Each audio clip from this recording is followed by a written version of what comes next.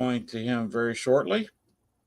And here I am, as I normally am. You see my ugly mug every week.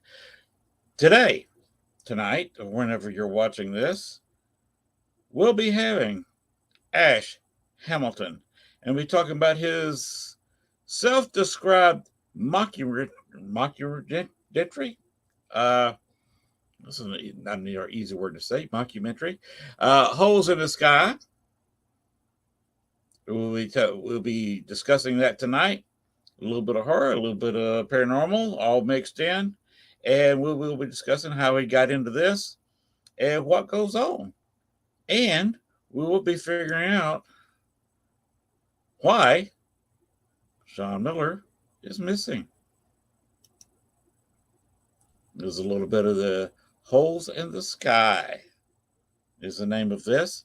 So we'll be talking about how he made this and what's up. But for right now, let's go ahead and get started with the show. Be back in just a second.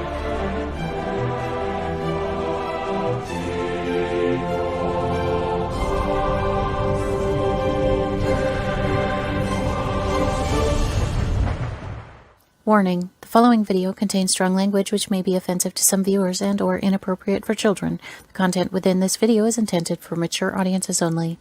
Southern Fried Paranormal with Len Dorman featuring Bones. Catch us on Spotify, iHeart, iTunes, Spreaker, Facebook, Stream, and everywhere else you catch your podcasts. And of course, WLFD-DB.com.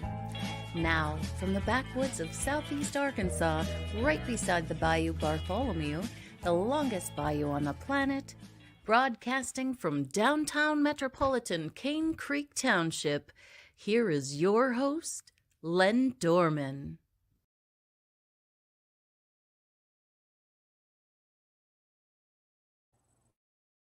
Oh, welcome back. There I am. And like I said, we have got a show tonight. We have got a very special guest. He's put together some awful interesting videos, movies, mockumentaries, and we'll let him tell you more about himself. Oh, I'm having a hard time tonight. Too much sweet tea. Anyway, or maybe too much lemon in the sweet tea. Anyway, Ash Hamilton, we're going to bring him in right about now. Hey, Len, how you doing? I'm doing just great. How you doing, Ash? I'm having a great night so far. I really am. I've got my Red Bull, so I'm ready. You got your Red Bull. I got my sweet tea. So I guess we're both ready. Yeah. I got a 10-year-old that gets me up very early in the morning. We just started school 2 days ago, so I'm running. Y'all already started school. Okay. Yeah, running on caffeine and good intentions for the last couple of days. Well, I can't say I understand that because that's one thing the wife and I never had. I'm 6 years older than she is, and we got married when she was 39. Mm-hmm. So kids were just something. It was a little bit late for us.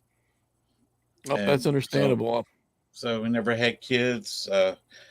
We moved down here to Arkansas just to retire, and I'm sitting there. I do some paranormal stuff, do the show, do a couple of investigations.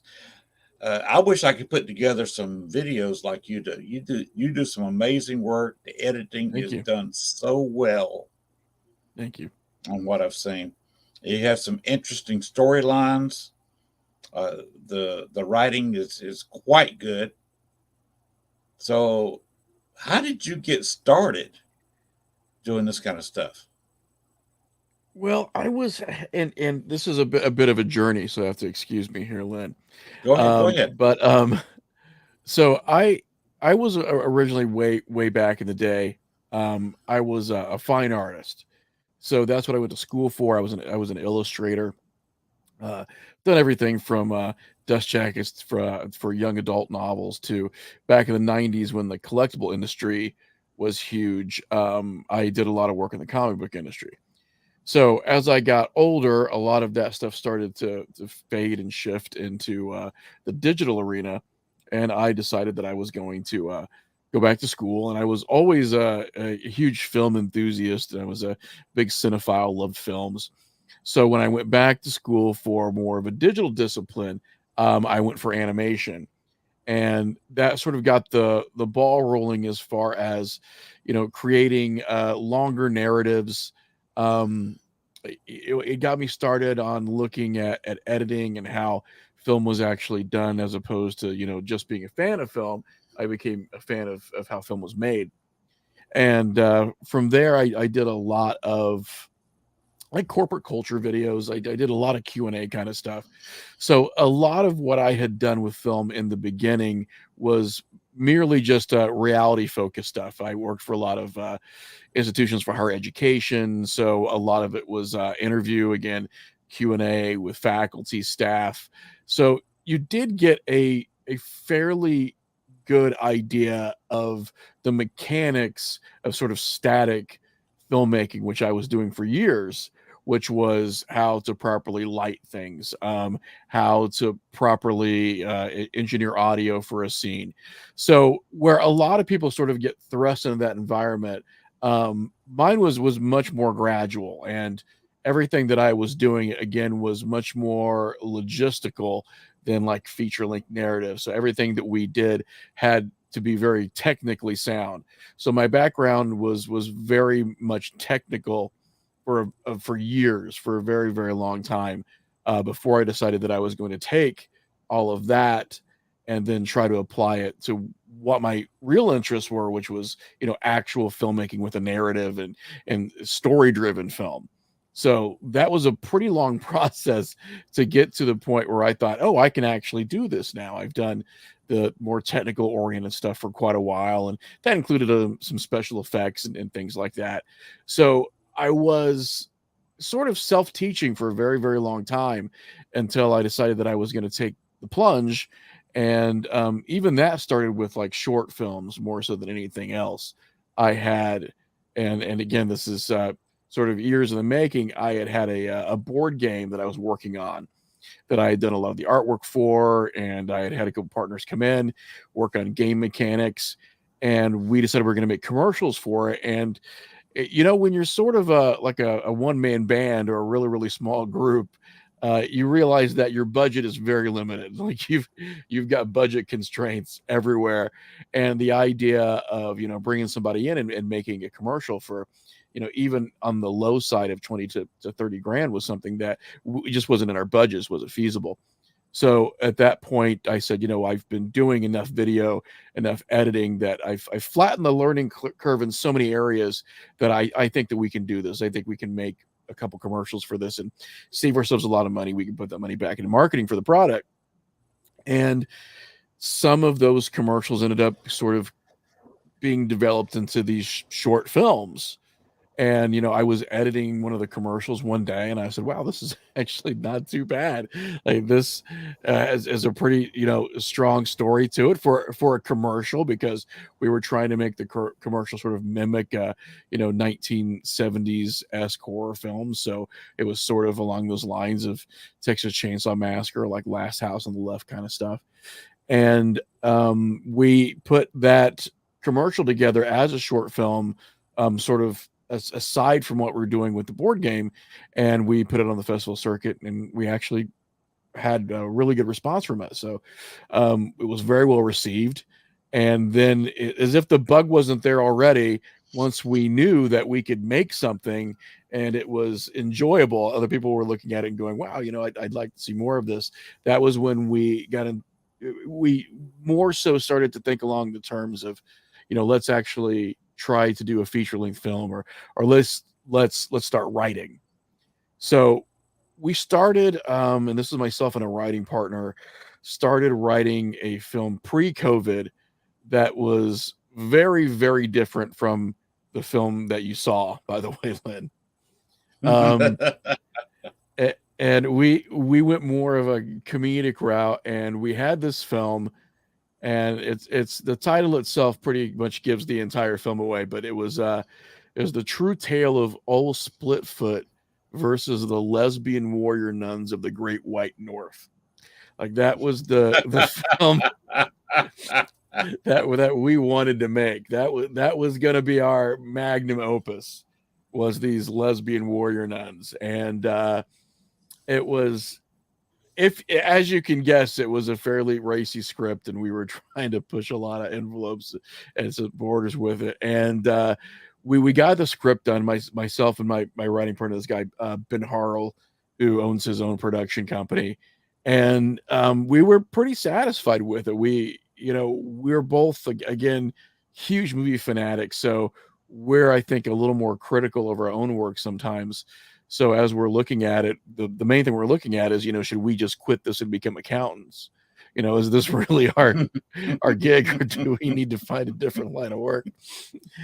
And I had, at the time, I had a friend of mine who had done some work with Lionsgate and Universal Pictures, and I said, well, here's our litmus test. Here's our acid Kool-Aid test, is that we will send the script to this guy who's made dozens of movies, and he's going to look at it, and he's either going to say, hey, you guys got something here, or he's just going to send a picture of him lighting the script on fire. So he actually came back and said, I want to direct this movie, because I think you've really got something here. The comedy plays really well. It's probably for a niche audience, because it's more of a exploitation kind of humor, and some people will get it and some people won't get it, and it'll probably just disgust a lot of people. But I think we can meet somewhere in the middle and have a film that's going to be enjoyable. And we started casting the film, and we had a pretty decent cast going. We had some real good and recognizable actresses attached to it. Bai Ling from Sky Captain: The World Tomorrow and Crank 2 was cast in it. Michael Pear from The Philadelphia Experiment and Bone Tomahawk. And I mean, we had a great cast lined up. And then COVID came along, and the entire thing just imploded. We had a shooting schedule that was supposed to be for that October, and we were doing a hybrid of both SAG and non-union actors, and everything with SAG changed. And Lynn, everything during the early days of COVID, you didn't know where you were going or what you were doing or where you were going to be next or where the next dollar was coming from. So nobody did.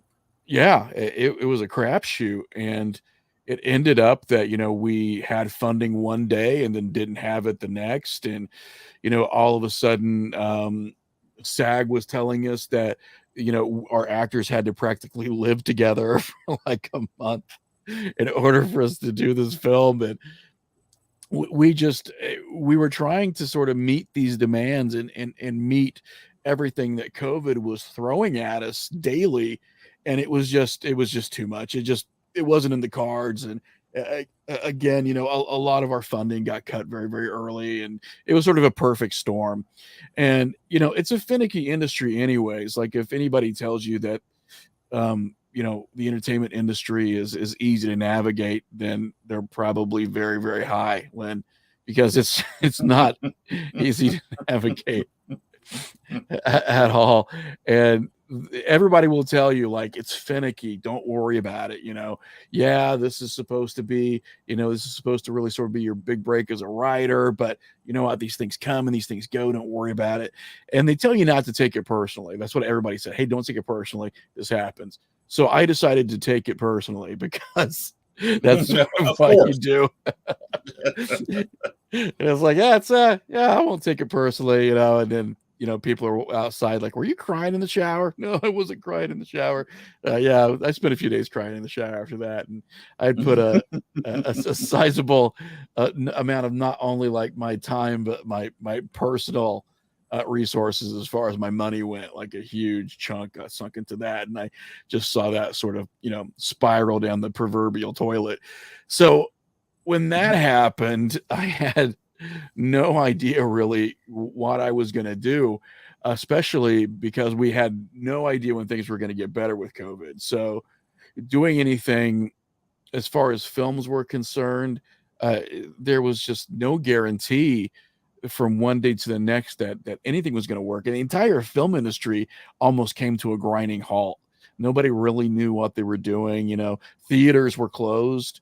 So, the theatrical market was, on its end. And for us who are very, very independent and very sort of grassroots, and also sometimes very, very self-funded, um, trying to do something and then having it fall completely flat can be almost a complete like career killer.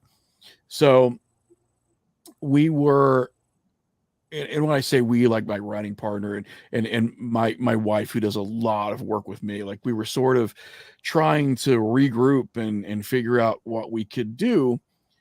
And like interestingly, one night we were up late and a new series had landed on Apple Plus, and it was, and I can't think of the name of it now, which would be very convenient if I could, but it was a series that was based entirely on audio, and the only visuals that this series had were waveforms from the audio. Now they did some really creative things with the waveforms, and some of the waveforms would form like maps to give you an idea that people were driving, to give you the sense of movement. They did some really creative stuff, and we were glued to it.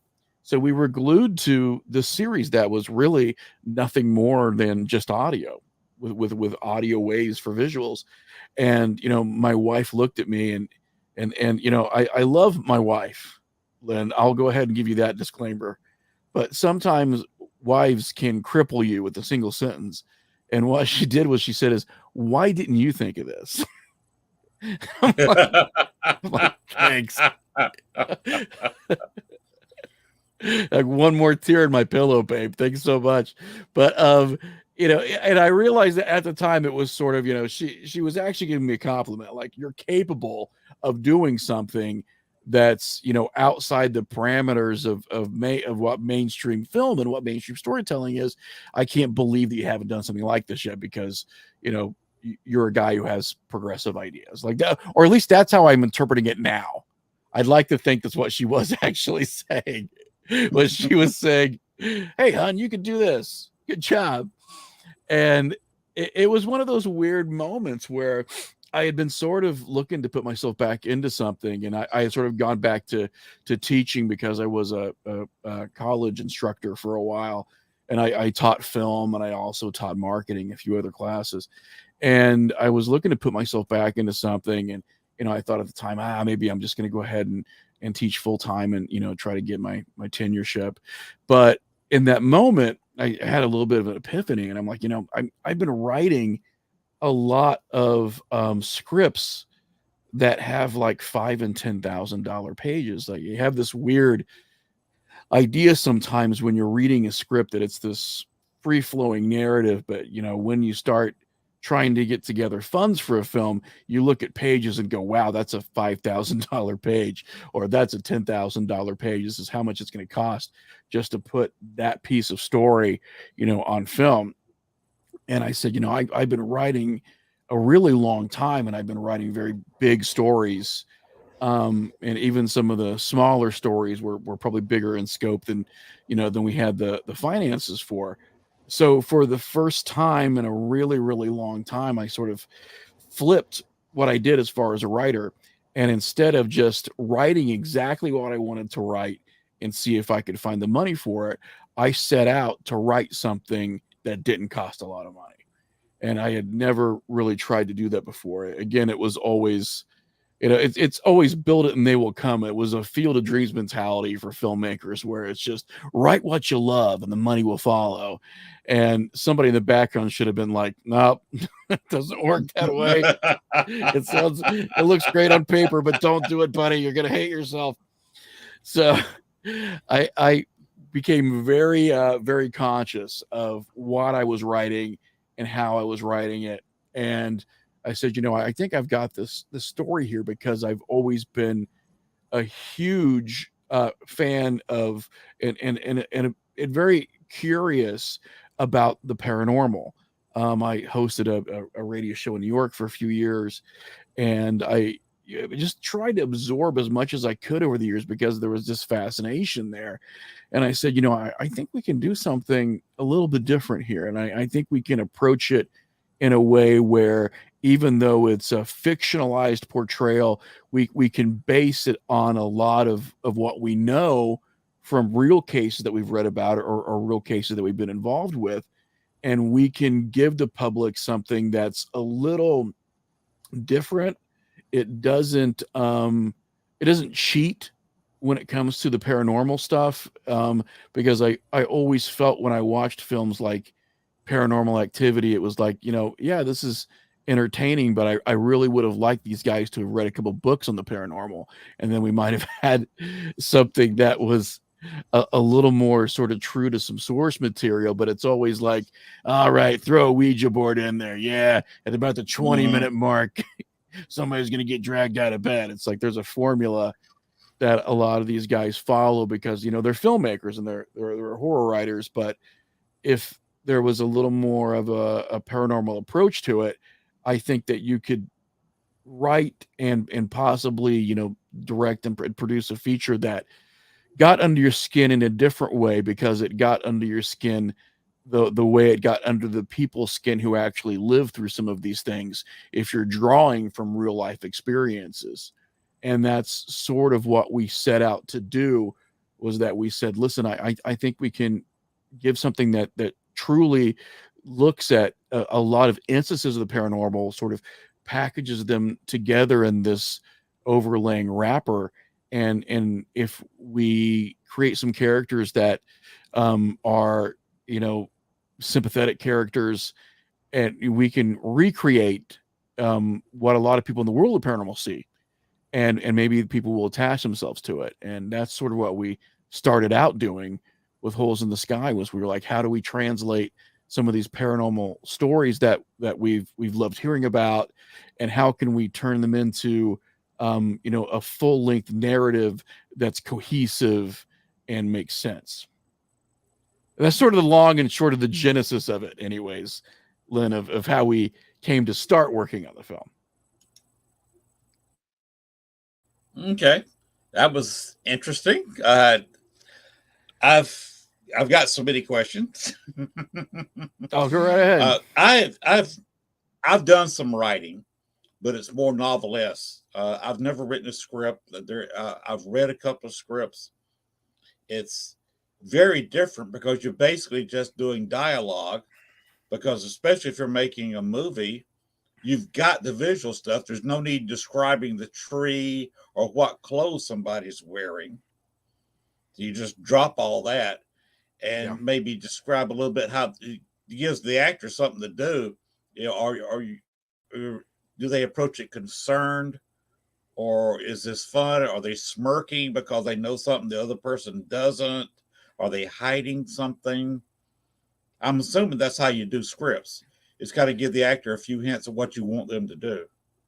Yeah, we had a lot of, and I'll use this word quite frequently because it was such an important part of the way we filmed the movie, was that we relied on these beats. We relied on things that we knew that we needed to hit. So we had a sequence of everything that we wanted to shoot. So we knew, what we were going to shoot and when. And of course, with shooting, it's never linear. We're shooting parts of the end in the beginning and parts of the beginning in the end, and whatever we can do when it's supposed to be raining, when it's not supposed to be raining, when it's supposed to be overcast or sunny, and then when people's schedules are available. So when we started the film, we had more of a traditional script in mind, where we had, actual lines, and everyone was given so much space to work with this and work with that. And we started to cast based on some people that we had in some of our prior projects, and it just wasn't working.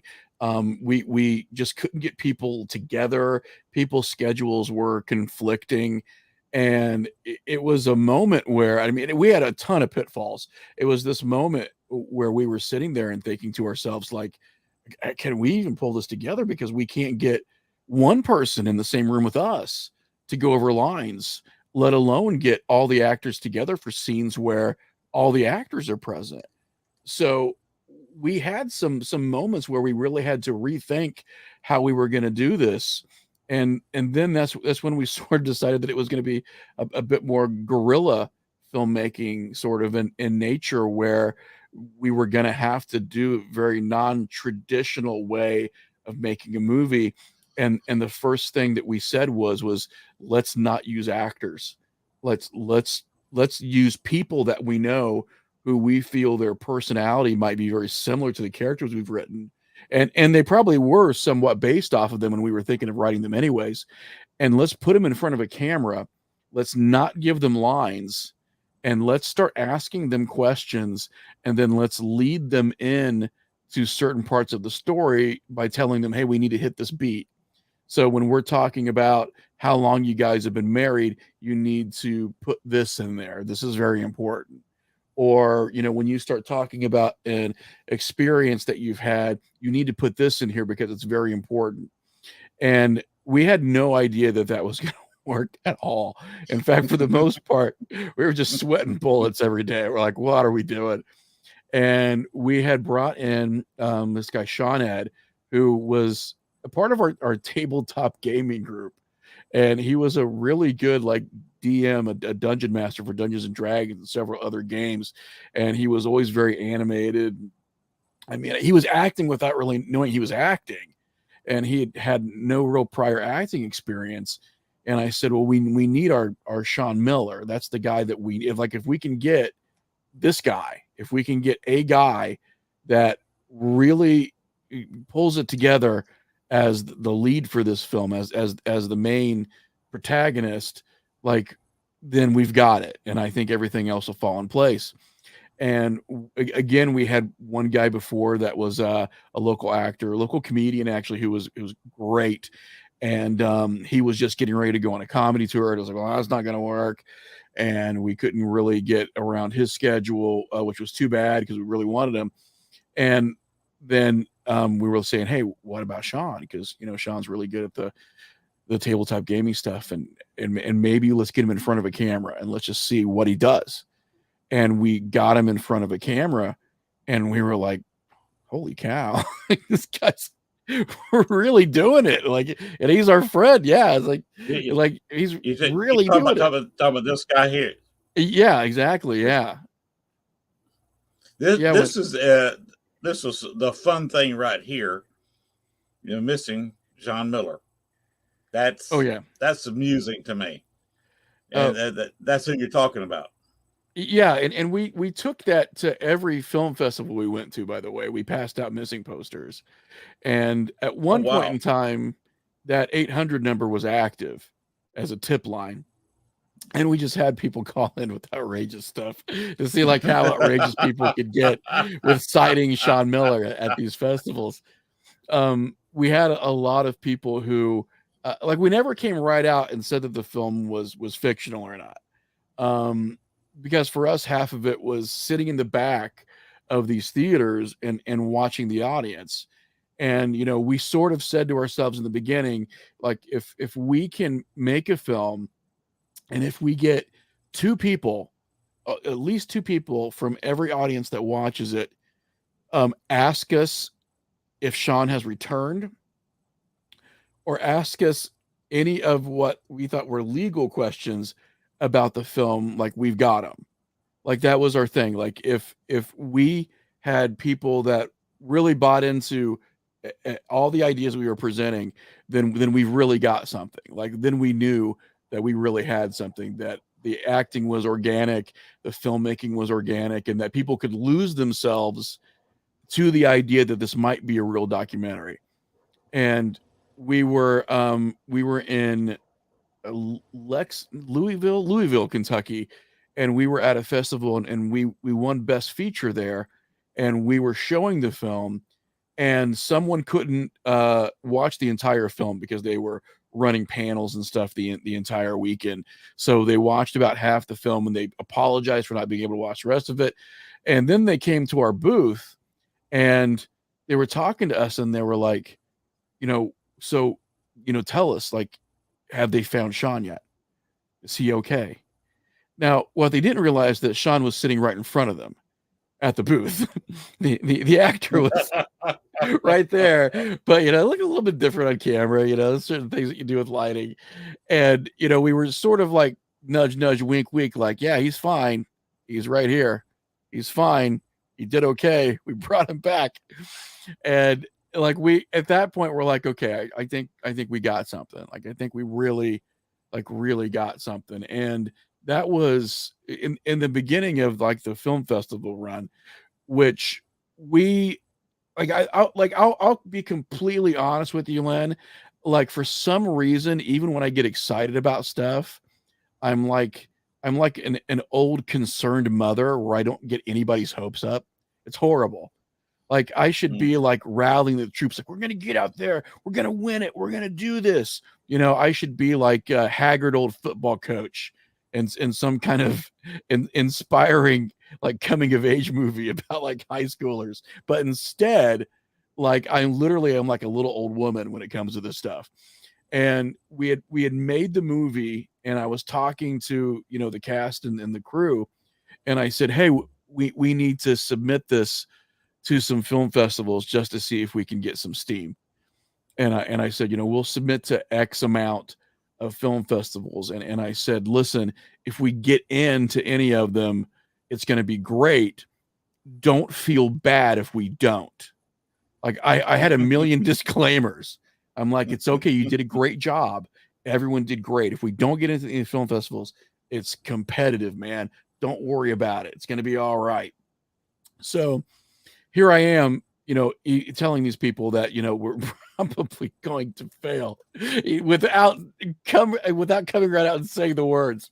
I'm just like, failure is okay. That was the name of the game in the beginning. Failure is okay.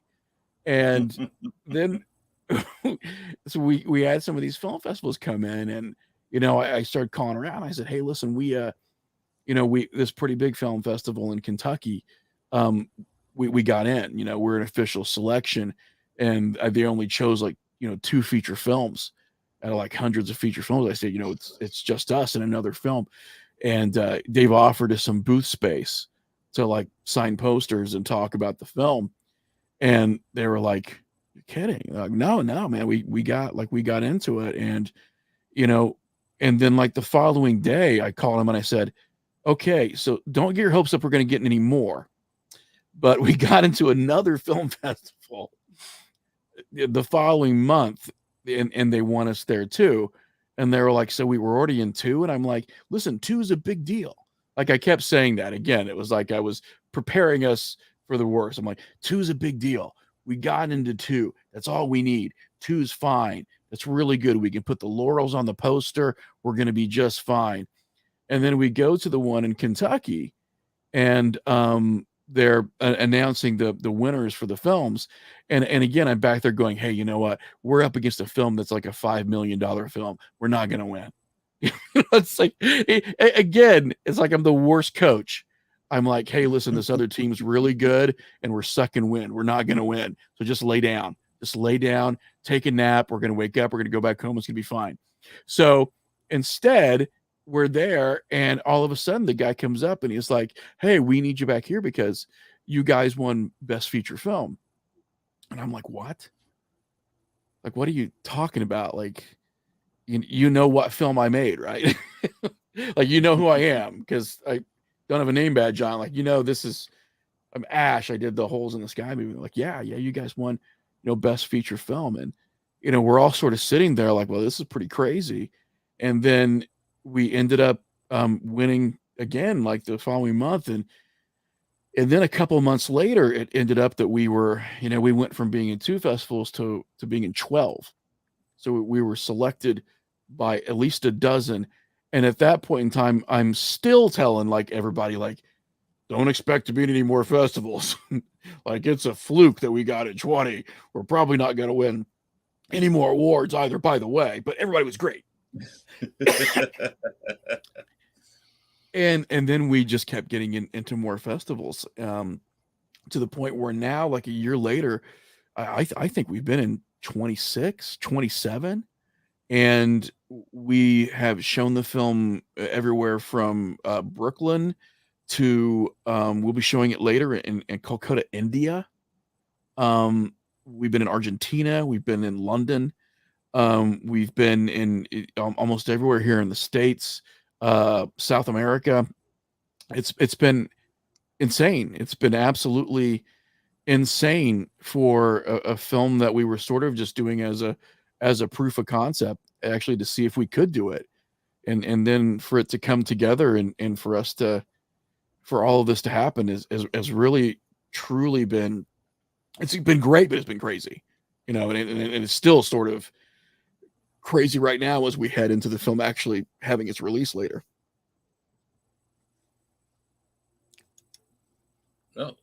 Whoop. There we go. Push the wrong button. That's all right. And I pushed it twice. Here we are. This works. Sometimes I get happy finger. I was a photographer for a while, and sometimes I would snap a lot of pictures, paying a model for an hour. Oh, yeah. I didn't want to stop at 150 photos. I wanted Right, 500. yeah. So you kind of get the happy finger there. I forgot where I was going. But what I've seen of your movie there, I thought it was well acted. Thank you. I was kind of, not knowing if it was a, actual drama or whether it was a real documentary. I kind of see, okay, there's, this is not quite a documentary. This is a movie, and was looking at it, but it's very entertaining, very well made. Some of the special effects were done quite well. You and I spoke about that earlier, about that one special effect where this is something that you actually see on a real paranormal investigation. If you've been there, you know what I'm talking about. And you explained to me how you did it. And this, it looks like something you would see, something that I've seen in real life where it wasn't in a movie. It was right in front of my face. So now you kind of got that right. Like,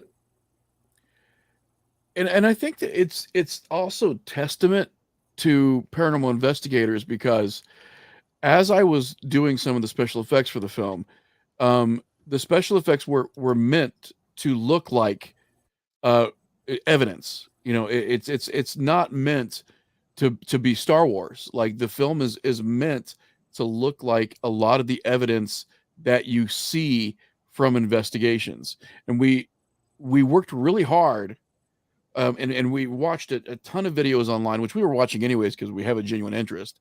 So these are sort of videos that we've seen before, and we're watching it, and we're like, there's just a quality to it that we were really trying to mimic. Cause it can't look too good.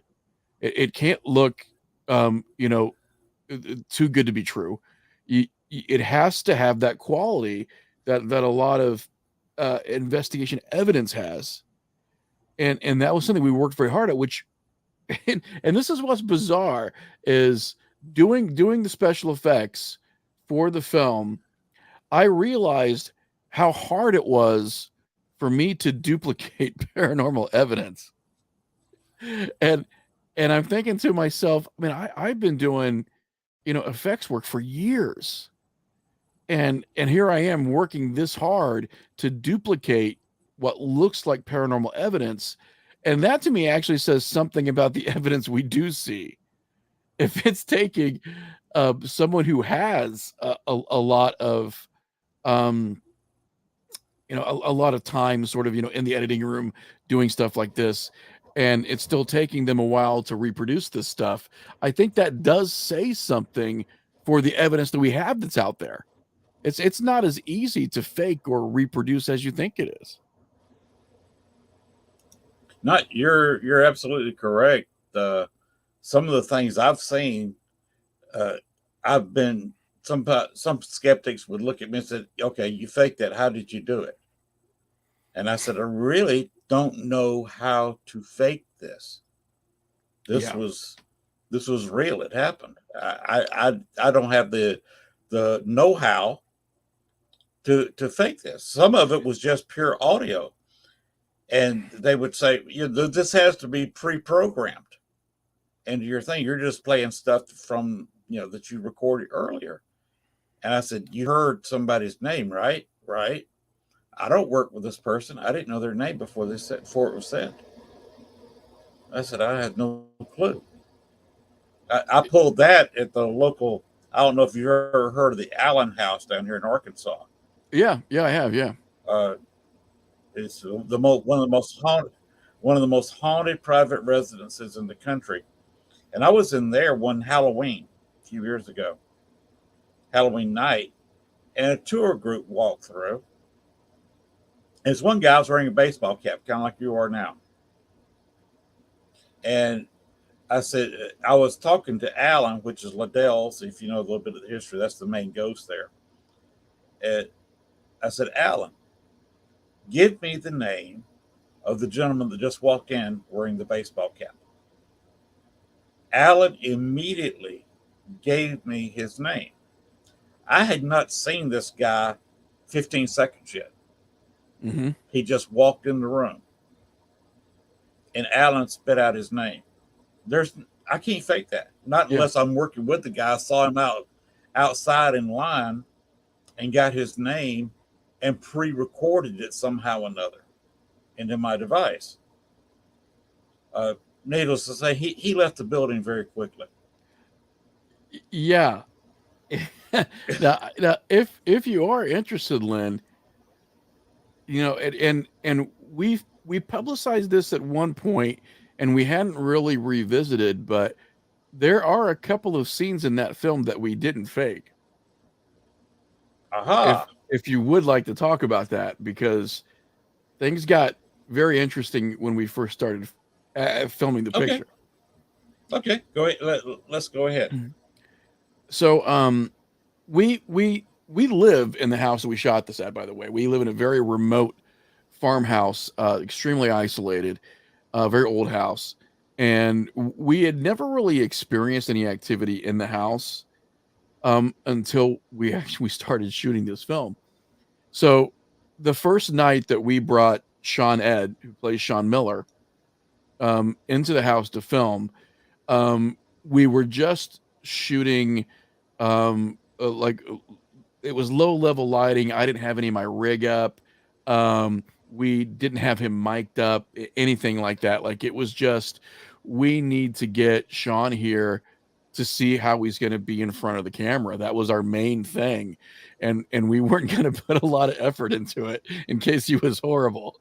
Like, we were just going to put a camera on a tripod and be like, look at the camera. Here's what I need you to say. And we didn't do the whole rigmarole that we usually do, which is the entire light rig and all of our diffusers and our boom and all the secondary mics. It was just me and a camera and Sean, and my wife was off camera. So we start going through some of the lines of dialogue, and at this point I was feeding him some lines, and I was also trying to get him to hit these beats that we keep talking about. And he's in front of the camera, and we were talking about, and this happens during about the first quarter to third of the movie, is we're talking about this character Sean Miller and the fact that things sort of follow him around, and the experiences he's had in this house. And a lot of the experiences have to do with like electricity failing, equipment failing, electrical disturbances, that sort of signals the beginning of an event, of something that's about to happen. And we had him on camera, and we're talking about it, and we had this I guess you could call it like a colander of this sort of metal mesh bowl that's nailed like to our wall in the kitchen. And in the middle of us talking about these paranormal events that are happening around Sean, this colander flew off the wall behind my wife And I mean, and it with such force that the metal handle came off. It was just clanging around the kitchen, and he thought that we did it on purpose to see what his reaction would be. So we go through this whole like scene with him, and then we stop the camera, and I'm like, well, that was crazy. We didn't expect that to happen. And he's looking at us like, no, that was perfect. Like, that's exactly what I needed, like, to get me into character. And I was like, Sean, we didn't plan that. That actually came off the wall by itself. And we would talk about electrical disturbances in the house, and had never had any problem with wiring. And as we were talking about the electrical disturbances, our lights would start to flicker. It very strange things like that started happening. So there's a scene in the movie where we talk about having a test footage with Sean, and there's actually a plate, a stamp that comes up on screen that says, uh, test footage, and it gives the date of the test footage. And when you see that test footage, that was not originally meant to be in the film. That's actually the test footage that we shot where the colander came off the wall. But it was such a good shot, and his reaction was so natural because it really did happen, that we included it in the film. So when you're seeing that happen, and you're seeing us talk about it, because we talk about, oh my God, that actually came off the wall as we were shooting. Luckily, we didn't do anything that necessarily like really broke the fourth wall. So all of that scene in there actually happened. We didn't stage any of that. Which is pretty crazy. That was an impressive scene, and the colander flying off the wall actually made the whole scene. Yeah. Yeah, that was not intended to be in anywhere in the film. We had something else entirely lined up for it that was going to be, a gag, that we sort of call gags, these effect shots. And then when that happened, it was like, no, we've got to, like, we're shooting a paranormal film, and an event actually happened while we were shooting. So that part of the film was not staged. There's a lot that is in the film, but that part was completely 100% genuine. It was very bizarre. Mhm. Well, if you look at the background of some of the paranormal or horror movies, a lot Yeah. of them mention some weird, unexplainable stuff happened on set. I don't know if it's like thought forms, or if it's just you're opening, you're giving an invitation.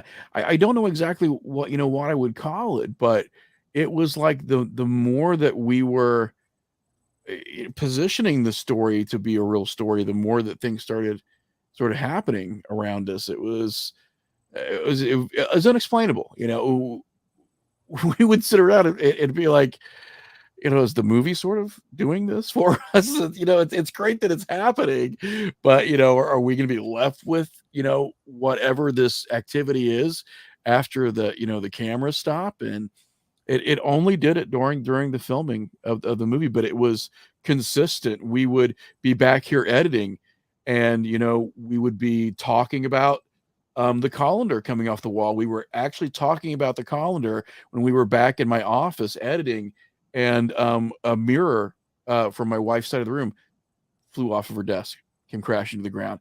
And that happened several times. We just started having stuff, and that was one of the major consistent things we had, was stuff just coming off the walls.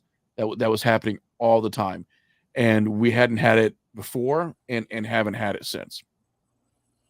Well, you were doing a paranormal movie, and you may have had a spirit walk through, see what you were doing, and like everybody else, wanted to become involved, and involved itself.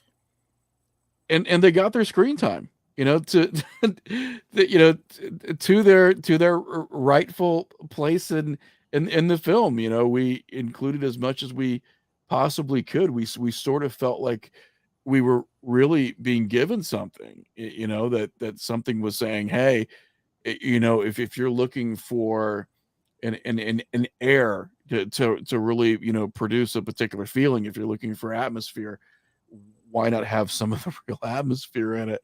So we included as much as we possibly could.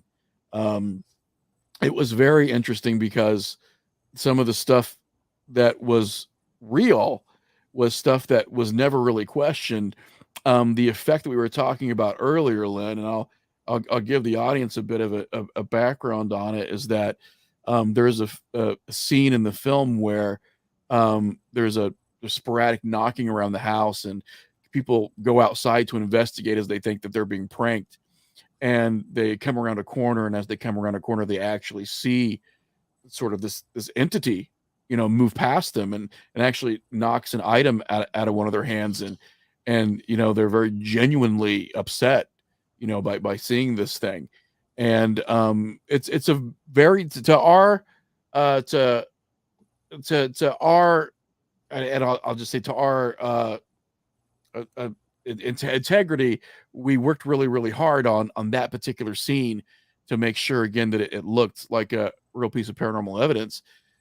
And I was at a festival in Iowa, and we were showing the film at a reputed haunted house that was part of the festival.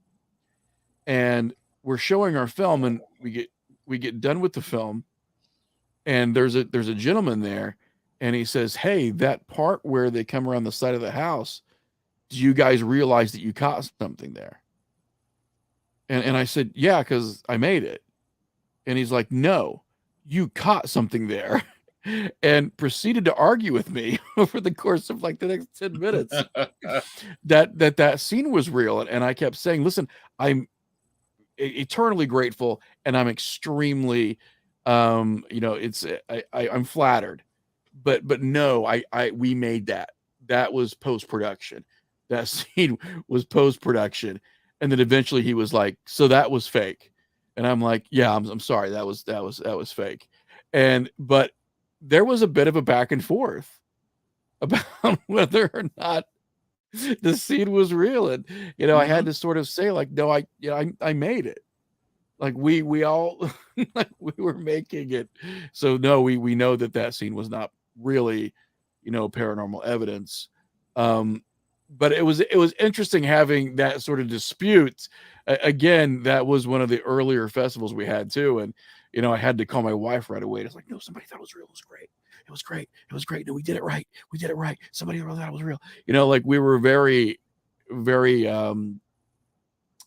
impressed by the fact that you get really close to stuff when you make a movie or anything really creative, and you second guess, and even if you look at it and go, "Hey, I think that works really well," you just don't know. You're biased, you're too close to it, or you've seen it a million times, and now you pick it apart, and every time you watch it, you're like, "Oh my god, like I could have done that different. Oh, it's horrible."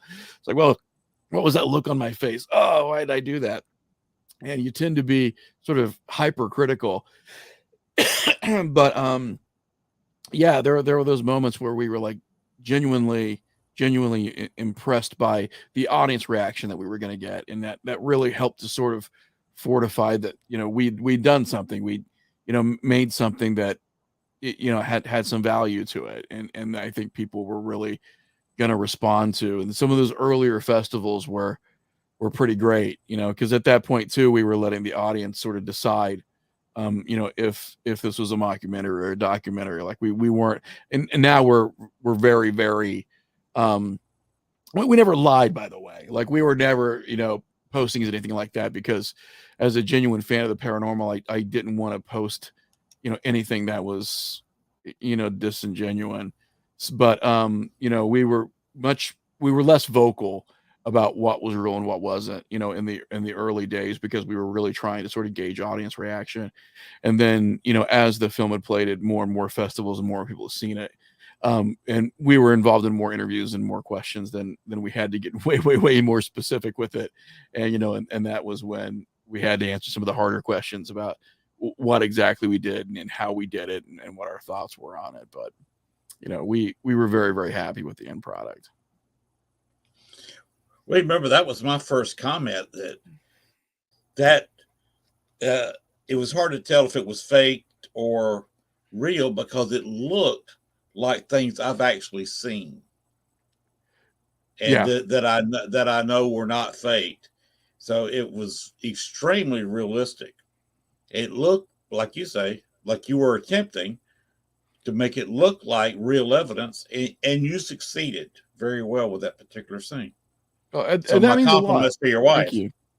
Yeah, that's yeah, we've got some outtakes, by the way, that I would love to show people where, the first time she did it, she didn't know, like, where she was gonna exit the scene. So she does this, like, little, like, dance with her hands.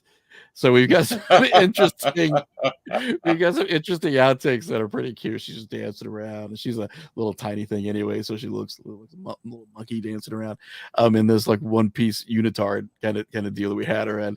Um, but yeah, no, that means a lot to me, and I do thank you, Lynn, because that was really what we were going for, and we had, we had a lot of discussions, and I wanted to keep everything really, really open with everybody who was involved with it. It's just about, like, how do we play this? How do we make this so that, people are watching and going, "No, this is how this happens.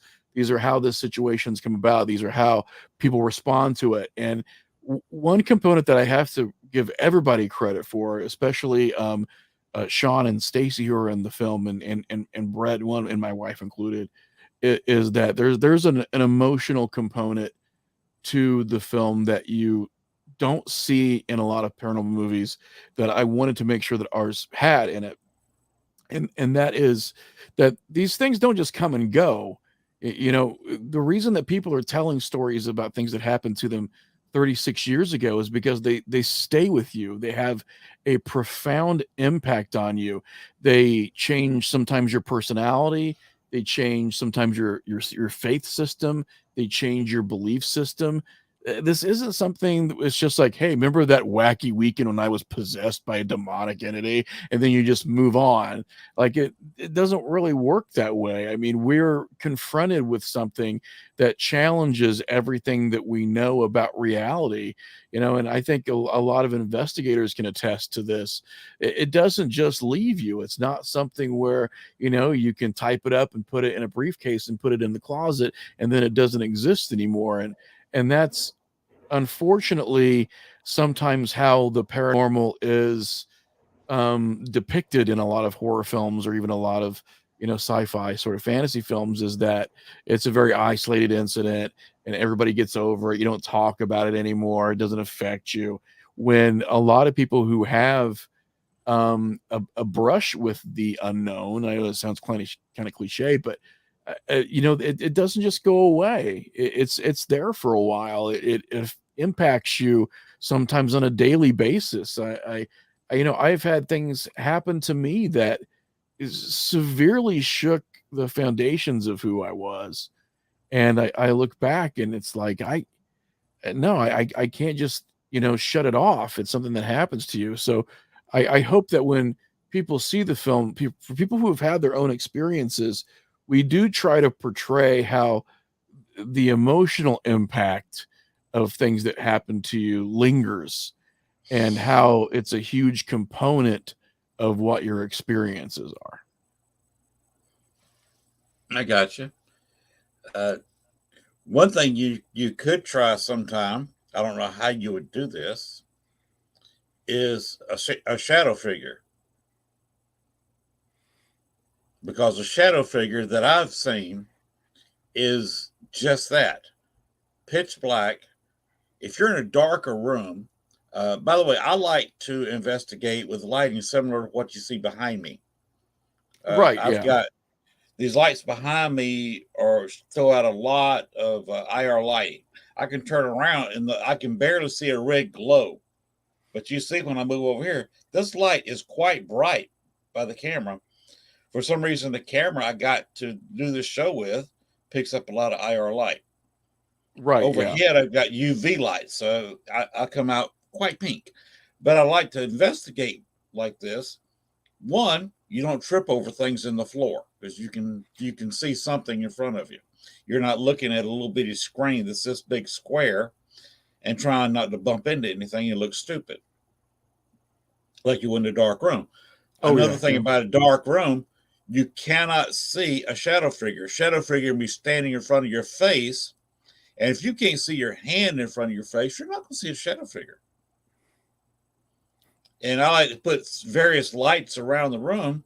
So when a shadow figure walks across the room, it eclipses a light in front of the camera. And in there, you think all of a sudden there's a shadow figure because the light disappeared. It stays gone for a few seconds and comes back on. And you know the light didn't blink. Something can't walk between that light and the camera. What was it? If it's black, it's a shadow figure.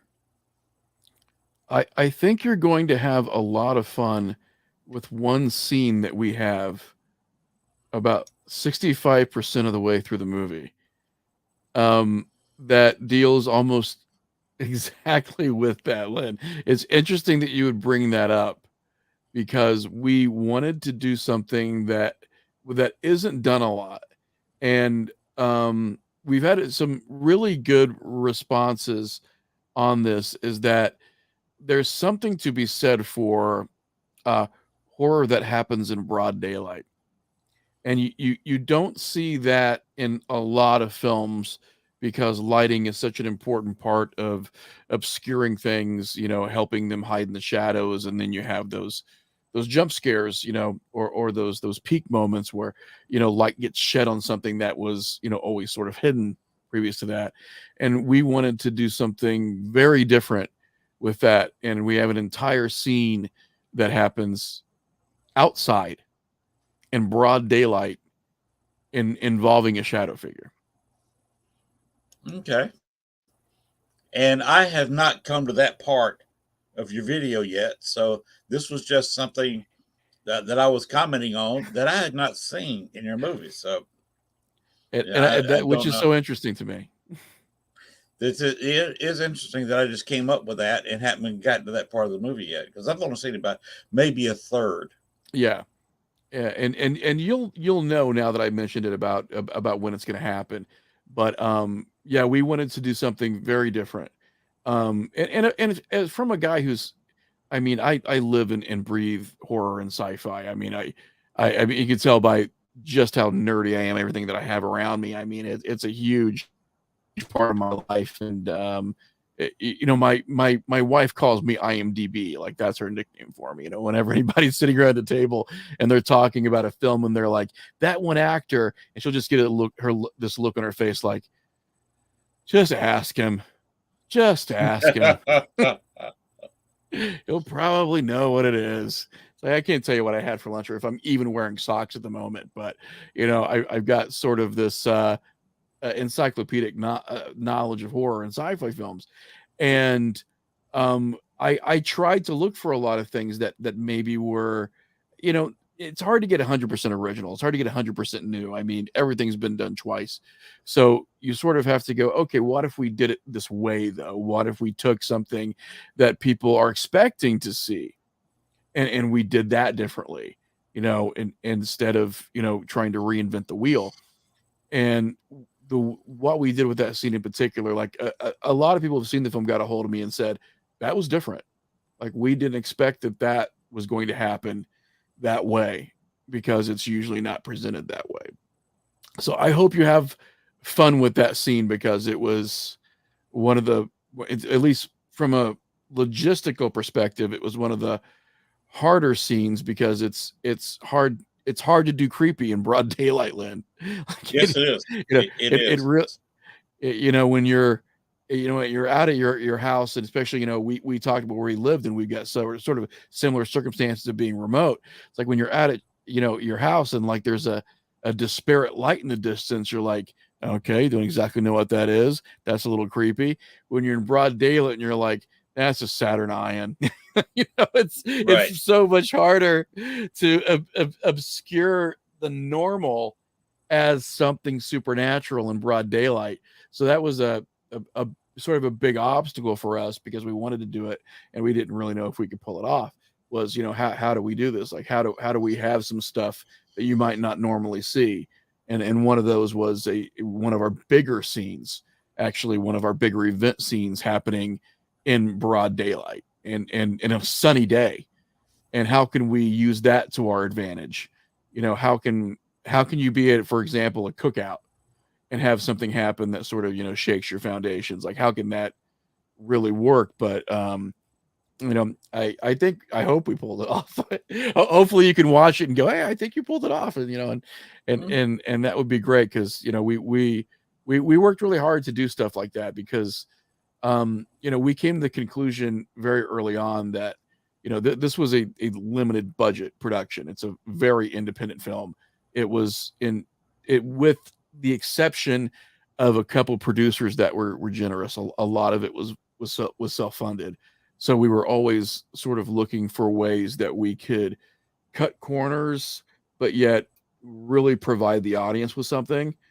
So, everything in that film was very purposeful and and thought out for a while, um, because of the limitations that we had.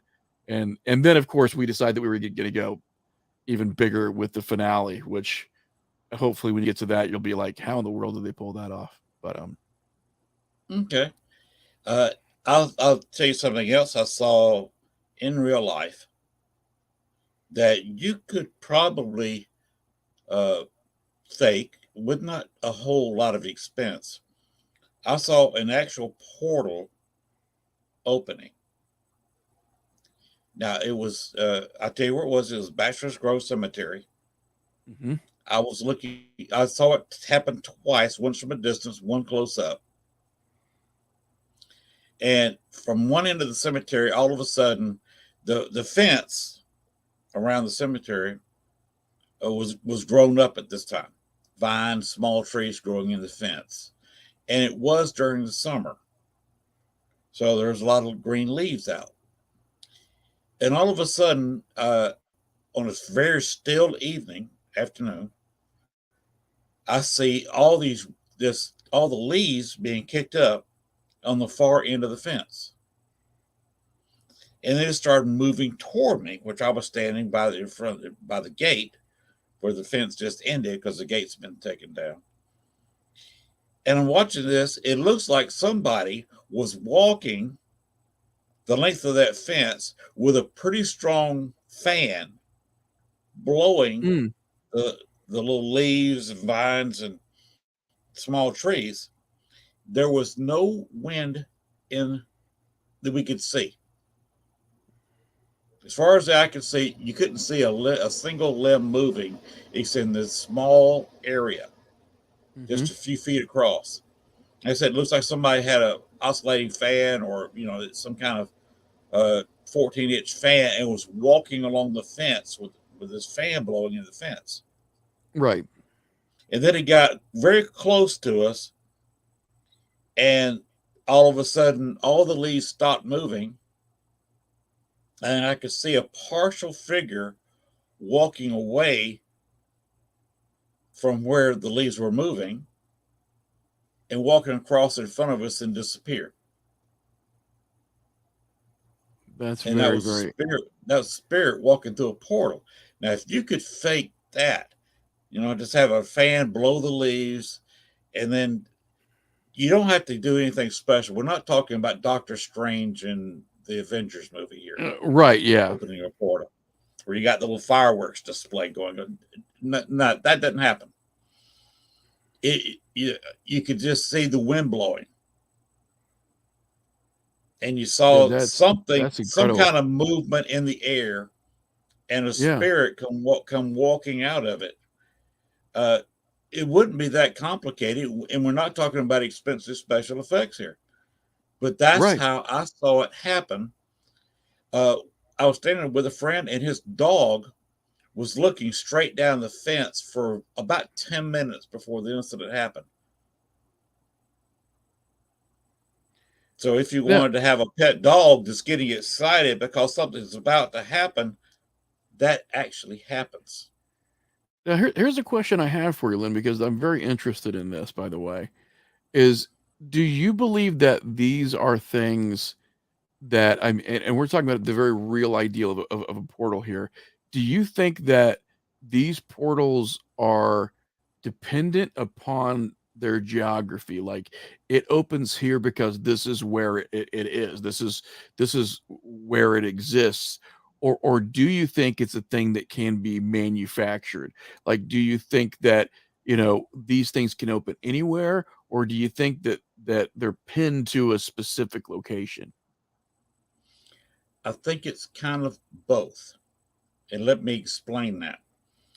Uh, Sometimes in active areas, sometimes like New Orleans, the entire city, because of all the death down there, is almost a crossroads of the paranormal.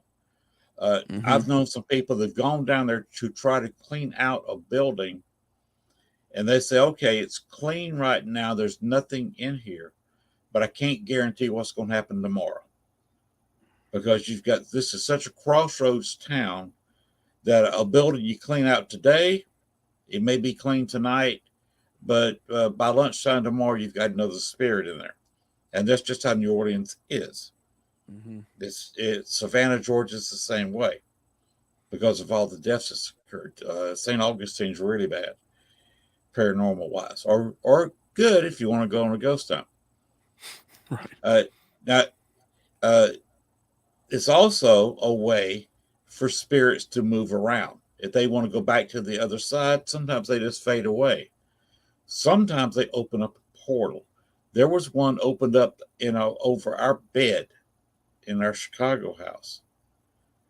I felt it. I felt the ozone. It felt like there was electricity running through the room. When you Mhm. have what do they call that? The Jacob's ladder or something, where you got the two probes and you got the electricity going through there. Right, Have yeah. you ever been in a room with one of those, a Yeah. particularly strong one? You know what I'm talking about, the feeling then. You can Oh, feel yeah. the ozone there, you feel the charge. Mhm. And you have this feeling, you see a little bit in the dark, something going on. There's no bright light and no fireworks display. And you then all of a sudden you see a spirit coming out of it, a partial apparition. They do what they got to do and disappear. At this particular time, the daughter of the child, of the woman, had come to our house following me home and was running up and down the hallway at 3 o'clock in the morning. My wife had to go to work the next day, so you know how wives are. They don't appreciate ghost kids stomping up and down the hallway right outside the bedroom door at 3 a.m. Yes. You can understand this. So she Most woke certainly. up and said, Amelia, come get your child. I've got to go to work. And within a matter of minutes, Amelia opened the portal over our bed, grabbed her child by the arm, and went right back up through the portal. And you know yourself, if you create something in a room, create it slowly, a second or two, it doesn't make that much noise. But when you collapse it suddenly, you've got nature abhors a vacuum, and you got stuff pushing back the air, and all of a sudden it's gone. The air is going to break the speed of sound, even though it's only traveling, 3, 4, 5 feet. It's going to break the speed of sound and sound like a whip cracking, which is, not so much the whip hitting something, it's the fact that the little piece of leather at the end of it broke the speed of sound. And that's what happened here. I thought that the transformer out back had blown because the ozone felt that heavy. Right. But I had a clock beside me, and the clock was still on. It was an electric clock, and I realized the power is still on, Right. and hadn't flashed because that digital clock would have started deep, deep, deep, deep, just flashing. Uh, but that's my one experience with a portal that I've seen. Now you can go through a portal. I'm one of the few And that was people going to who be my next did that. question, is if you had any stories of anyone who had actually crossed over into one of those I'm portals. one of the few people who've actually gone through a portal. There's two of us investigating in Illinois. I don't know if you've heard of the little town of Oakville or not. No, I don't think I have.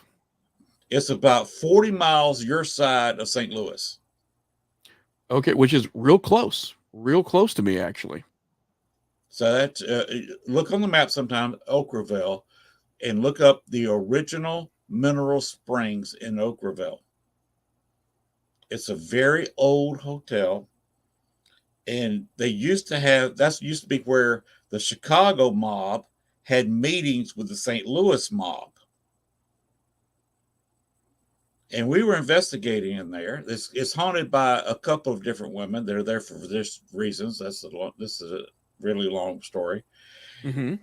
But you also see some mob figures there. And I was with a psychic, and she saw mob figures sitting at a table in a break room. She said, "What would happen if I sat down in their lap?" I said, "Well, there's only one way to find out, and that's for you to sit down in that guy's lap." So she did, and the guys went running out like it's panic stations because they were just sitting there, not knowing we could see them. Yeah. When we had our exchange, it was obvious to them, oh hell, the humans can see us. And they went running through the door that was closed. Of course, they can run right through it. And of course, just disappeared out of our sight. But we went storming after them. I shoved open a door, and our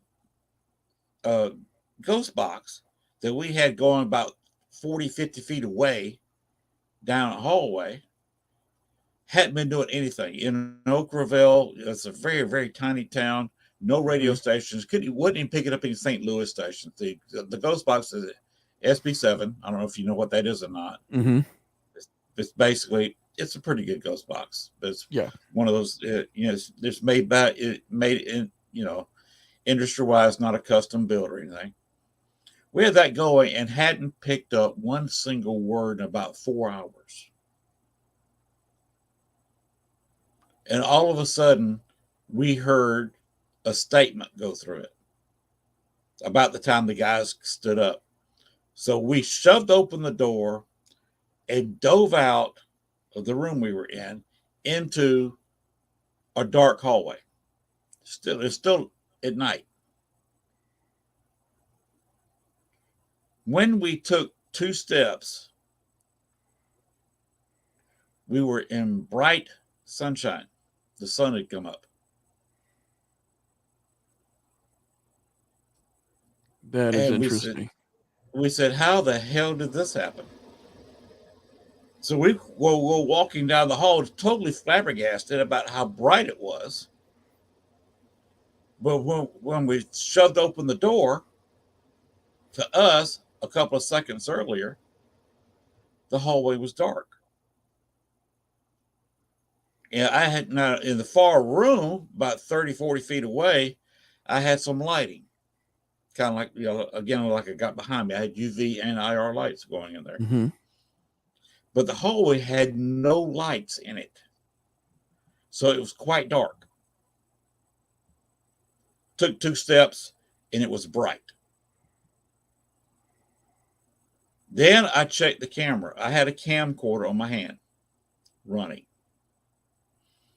I checked it with a camcorder that was in the far room that was running. You hear us hit the door. You can hear the noise because I hit it kind of hard with my open palm. You hear the door open, and then it's silence for a couple of minutes. And then you hear my voice come in and say, wait a minute, why is it so bright in here? Those were, in my view, on the camera that I had on my hand, those 2 events happened bang, bang. Right. With the static camera that was in the room, those were 2.5, 3 minutes apart. And we walked out. just as the sun was coming up. When we entered the hallway, the sun was still below the horizon. When we took a couple of steps, there was enough of the sun, because it was some of the windows are facing to the east, that we were getting sunshine. There was 2.5, 3.5 minutes made the difference between being dark and being light.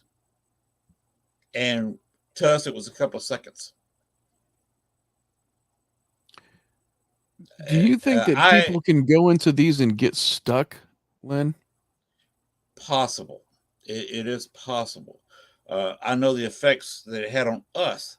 I ended up with right here on my left shoulder skin cancer that had to be removed. The lady I was with almost died, and is not doing any paranormal work because she was ill for a while and almost died from cancer. Now, whether it was going through the portal or not, I don't know. Uh, you can judge for yourself. Is that coincidence or what? This, I guess, there would be a way to get stuck. It's possible. Mm-hmm. I don't rule anything out. All I know is we went in one and come out another, come out the other side. It would have been interesting had you been standing at the other end of the hallway. I mean, what would you think Right. if you see two people coming through a door and they disappear for 2 or 3 minutes and then they appear? Yeah. I mean, what in the world would you be thinking watching that? Well, and these are the kind of instances that sort of fascinate me, are the things that pass bizarre, that pass strange. Um, I think those are the things that sort of help me create narratives because there's so much mystery there. Yes, there's quite a bit of mystery. Oh, I'll tell you something else I did. This was a gag.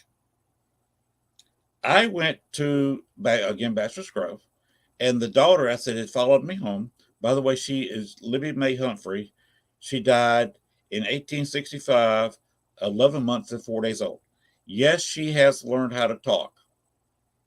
She doesn't quite talk like an adult. It's a little bit broken, Mm-hmm. but she has learned to speak on the other side. Of course, now she died in 1865. You can learn a lot hanging around Right. from Yeah. 1865 to 2000 15, like well, further back about 2013. Anyway, I went to where she's buried, and she is buried in Baxter's Grove. And by the way, that nice picture Dale Casmerick come up with of the lady on the stone, that's her mother, Amelia Patrick Humphrey.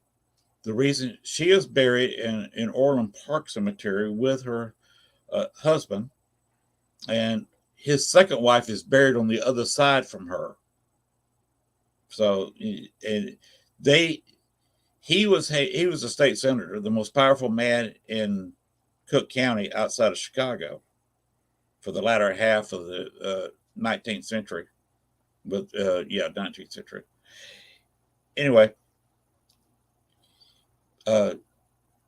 what I did, I went to Libby, contacted her. I said, "Do you want to go to your house?" This is a house in Orland Park that John Humphrey, her father, built and completed in 1880, which is about the same year, 1880, 1881 is when Amelia died. So Okay. he actually moved, he actually was building it for his first wife was still alive. And he married his secretary, who he was having affairs with for years, 6 months after his first wife died. That creates some few issues, trust me. Yeah. But I said, if you want to go to your house, come on to me as an attachment, and I'll take you to the house.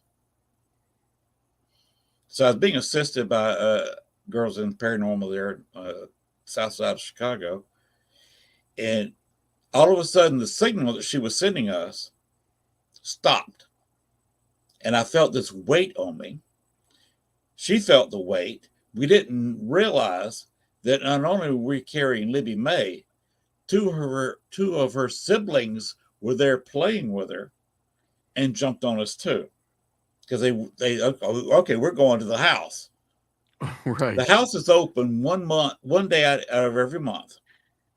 I think it's the third Sunday. Don't quote me on that, but the Humphrey House. It's open for tours, historic district in Orland Park. And the guy was going to be there and try to do a little paranormal work. So I went there, got in the house, just on the guys just taking a tour, and I said, "Leave, get off of me." All three kids jumped off. I still have my device in my hand. She made her patented trademark noise with it, and then it never went off again the whole time I was there. But the children were actually playing around in the house. This was a voluntary, it was my idea, attachment, Mm-hmm. where the two of us had three children attached to us, transported them about 6 or 7 miles, and turned them loose in a house. So that's a bit bizarre. Oh yeah. Yeah, that's pretty incredible. And I told the guy, I said, "Look, if you want to contact the kids, they're here. I just dropped them off." He said, "This is not your event. This is my event. Go away." Okay, fine. He later come back to me and said, I tried to contact the kids and they were here. But Yeah, transporting, that's what? I said, yeah, that's very interesting. Yeah. Yeah, it was transporting spirits. Not something I would advise. It's very dangerous. Right. Because you can lose yourself. You can get, if this was just a couple of child spirits, you get a really powerful, specifically male spirit who wishes you ill. Mm-hmm. There is that possibility. If you let your guard down and let them, they could take over. Now, here's something that I've always been very curious about, and I've had some experiences specifically over the past 3 years in a state of consciousness that is like sleep, but not quite. And I've had some Meditation. very, and I think so, and I think that I've had some sleep issues since I was a toddler, ranging from sleepwalking to talking in my sleep to uh, physically having stuff like sleep apnea, um, all the way to insomnia. Like I function quite well during the day, and then as I try to go to sleep, it's been problematic, and it's been problematic for years. But during the past 2 or 3 years, I've had episodes and experiences where I don't know if it's an alteration of alpha and theta waves coupled with all of the things that have been going on with me, where there were a couple of instances where I had a conversation with someone that had passed, and they had given me some very specific information that I then related to a couple of people in the days following, and the people confirmed the things that I had been told, and it was bizarre on a number of levels because of first of all how physically real it felt, but at the same time sort of Mhm. felt ethereal. It's very strange. It felt like I was physically in a place, but I was in a place that wasn't quite reality. So I was there. I could feel the placement of my body, but it wasn't as if I was in a room in my house. And Mm-hmm. the communication was, it was like they were communicating as if you and I were talking, but there were moments where I realized that our mouths weren't moving. But I didn't realize that throughout the entirety of the conversation. It was just tiny little moments where I'd go, "Oh, our mouths aren't moving again." And it didn't seem to really affect or bother me. It just seemed to be an observation. Everything seemed very natural, and in that place and in that state, even my brain was going, "Oh, it's okay. Your mouths aren't moving, but Yes. that's just how it works here." And it wasn't like a revelation or anything. It was just like I was sort of aware of the rules without being told the rules. And at one point, I think I don't know if I want to call it psychically or telepathically or whatever, but as I was getting relayed some information at one point, I I kind of I kind of pushed a little bit and was like, what are things like over there?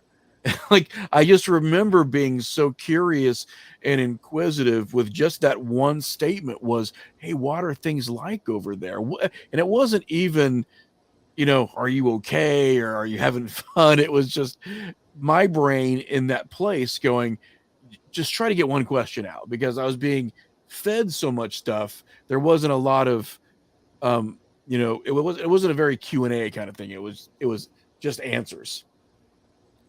And then I slid that one in there. And with both instances, what was very bizarre to me was that in the first instance, the individual that I was talking to just did one of these numbers. Like, I'm sorry, can't tell you. It was very strange. It was like, it was like, I think you're asking the wrong question. Not as if there wasn't an answer there, but I wasn't going to get it for whatever reason. And I very much felt like the communication that I was getting was this statement was, doesn't work that way, kid. Like, that was what I kept getting, was this weird sort of, that doesn't work that way. And it wasn't negative. I didn't feel like they were saying it doesn't work that way because this is horrible or anything. It was just, doesn't quite work that way. As if I walk into my boss and said, "Hey, did a great job today." And they go, "You did the best day you've ever had so far." And then at the end go, "So I guess I should be expecting that raise, right?" And then just go, "Doesn't quite work that way, kid." Like, I Mm-hmm. felt that same sort of sentiment. And the other instance I had, I was lucid enough in this experience to pose the same question. And I thought, let's see if we can do 2 out of 2. And I said, well, and I sort of posed it in the same way, was, "Hey, what are things like over there?" It was just like, maybe I can slip this in real slyly and I'll get a quick answer. And I got the same thing. It was, and I could physically see the, even again, this bit of like a head tilt. And Mm-hmm. I got that rush of that same impression.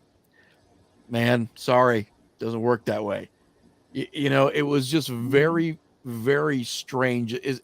Has that been something that you've encountered before or heard stories about, where that communication seems to be a little bit different when talking about what actually is there or what it's like? Well, uh, I got one question for you before I explain that. Uh, how religious are you? Admittedly, before these experiences, at one point I was very, very much an atheist at one point in my life. And then I had some experiences that turned me into an agnostic.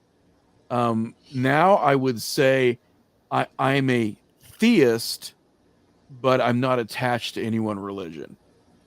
Okay. If that all makes sense.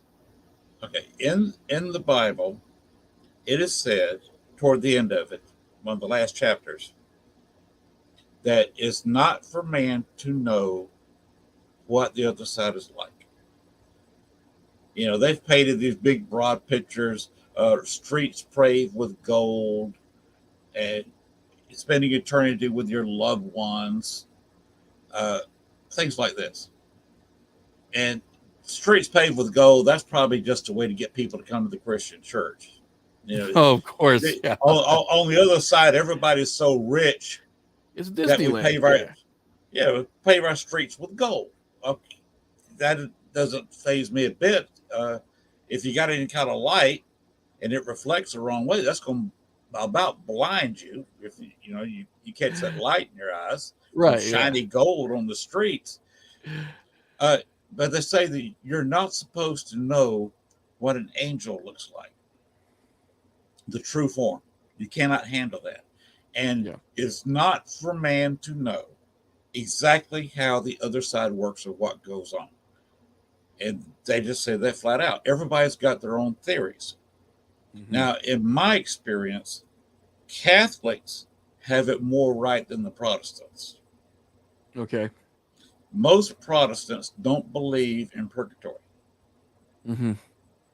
that place you go. Some people that are religious, uh, they get what they believe in. If they say, you go on before Jesus Christ and you worship Jesus Christ for eternity, they think that their idea of heaven would be have the robe on and they are in a choir and have this fantastic singing voice and they're singing praises to God. Yeah.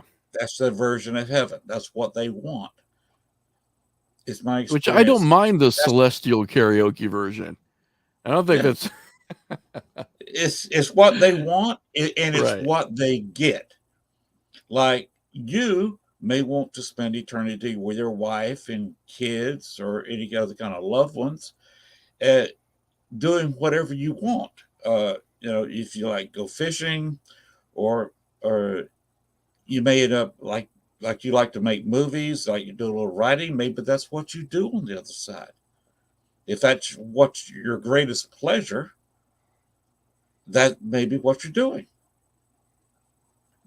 Some people go straight to heaven and you never hear from them again. That's why there's not everybody doesn't come back. Yeah. People get over there, they get busy and say, wow, look at all this wonders and thunders here. I'm home. Hey, there's Jesus standing over there under a tree. Let me go see what he's doing. Oh, and by the way, the reason I say Jesus is because Christians, of course, believe in Jesus Christ. You don't go to, according to the Bible, and it's right there in there, black and white. Christians don't go to God. They don't sit on the right hand of God. They sit on the right hand of Jesus Christ. Only the Jews get to sit on the right hand of God, because that's just chosen people. And you don't want to cross the Jews, because he said, woe be unto those who persecute the Jews. And gifts will be given, basically, I'm paraphrasing, will be given to those who help the Jews. Which tells me that a certain person named of Hitler is burning in the worst places there can Right. be, along with everybody who carried out what he was trying to do. Where the people who were trying to help the Jews, i.e., Schindler's List, is Right. going to be even though they may be Protestant or Catholic, is sitting right there in a groovy position from the, if you want to use the 60s term. And they may be sitting on the right hand of Jesus Christ. Look what you did for the Jews. Here's your reward. Other people go to, if they're really borderline or if they've committed crimes, you have that free will. That's the second greatest gift that was given to you, is free will. If you don't want to go to heaven, they don't make you.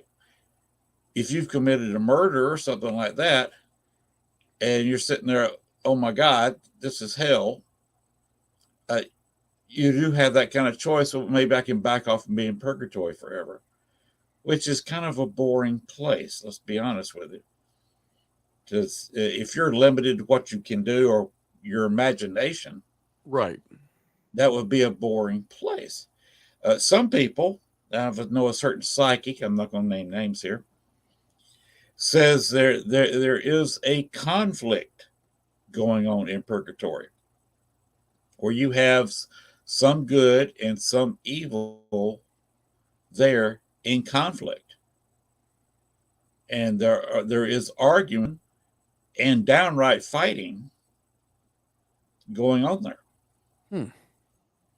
Because if a person is very nice, very happy in life, they're going to be very nice and very happy and polite and goody two shoes over in purgatory, if they're even there. Right. If you're a jerk, that you're going to be a jerk in the afterlife Right. because you're you. You're the soul is the real you, and basically you don't take your body with you. You're just a that's the part that was created by God in His own image. You're basically a non-corporate entity, a little So bit of a little do bit you, of electricity with the brain. so do you think then when we are communicating with spirits, do you think that most of those spirits are the spirits that are in purgatory? But some of them are in purgatory. Some, if they want to, like Bachelor's Grove was not haunted as much as it used to be Okay. because Libby May was stuck there, been 11 months. When she died, she didn't know how to get out of there, and her mother was caught crying sometimes while roaming through the cemetery because there's her firstborn was stuck in this place, Yeah. and you had a lot of evening and nighttime spirits. It wasn't nice at all, Mm-hmm. and they were kind of she was kind of stuck there, with her child, with these kind of horrors. Right. And she got to where she would just grab her child and at least protect her, go somewhere at least halfway safe. I told him, I said, why are you both of you hanging around here? Libby has learned how to, by following me around, has learned how to move around herself. She can go to my house. She can go. I showed her how to get to Orland Park, to your Humphrey house. She can move around herself. So can you. Why are you hanging around these cemeteries? Why are you hanging around that house when there's so many cities you never saw? Right. You never went to New York. You never went to Los Angeles. She went a little bit out west and died. She had uh,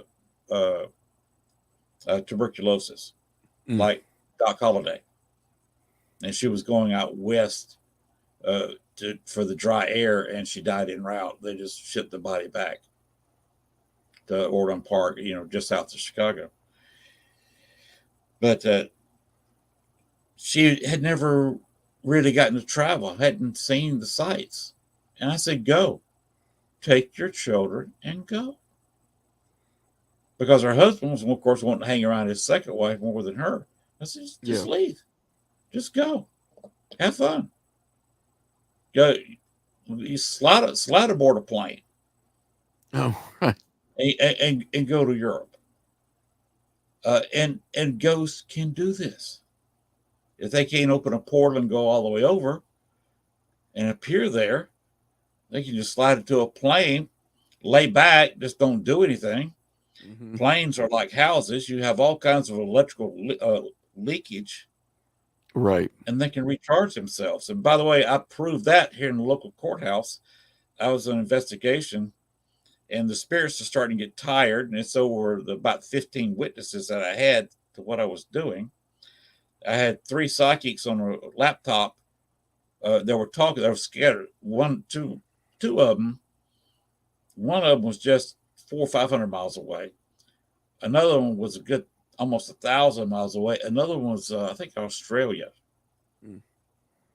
And the other one wasn't in the United States. They were in Canada. So one in Australia, Canada, and one in the States. And they were coming up with the same information that I was coming up with using a ghost box in front of everybody. And people were freaking out about that. They started getting tired. And I said, okay, you're getting tired. You need to charge up, don't you? Yes. I said, how do you like to charge yourself up? Do you use a socket or a light fixture? And female said, socket. Male voice said, light fixture. And the woman came back and said, smart man. Because I knew how they were they're recharging themselves. Right. Yeah. So I And found out through that session basically how ghosts work. and do you think this is like the idea of recharging is knowledge that they get from other spirits? Is it something that's just sort of imparted upon them when they pass? That's a good question. Nobody wants to answer that. Hmm. That's They're like you. No, you're not. They don't give you many details on how things work. That's something you right. kind of got to figure out yourself. And that's where paranormal investigators actually looking into this have a big advantage. And somebody like Richard Crowe, who knew a lot of this many years ago, I was doing a show just after he died, and he's been dead 10 years now, I think. And this past June, and he, oh, I was noticed something was bothering me outside, and had a partial apparition of him. We had free cookies and punch there at the show, and he was over there guarding the cookies because Richard Crowe, this a friend of his, a long lifetime friend of his, said this about him at his wake. He said that Richard Crowe never met a buffet he didn't like. And that was just a little good natured ribbing at a man who enjoyed eating. Right. Yeah. We were in a club called the Westerners. It's a international organization that honors and talks about the Wild West. And he and I both were in there together, and it was at a Polish restaurant that their main thing was the buffet. So I've seen firsthand the man loves a good buffet. Of course, during those meetings, I learned I'd never really eaten a lot of Polish food. I learned how. Right. Because it's getting where once a month I was having a big meal of Polish food. Right. Yeah. No, So that was that's interesting. well, that's great. And again, like we're talking about this idea of some information that we can be given, some information that maybe we just wouldn't understand, or there's no real way to translate that. That Right. stuff fascinates me. It really does. This idea of again, that we're sort of ethnocentric as living, breathing human beings that throw anything at us and we'll figure it out. Uh, and it might just not be that easy. It's not easy. It's complicated. You can't learn it all. Our minds couldn't comprehend it all. There, uh, if you pick up a spirit guide, like a lot of psychics have, you can learn a few things.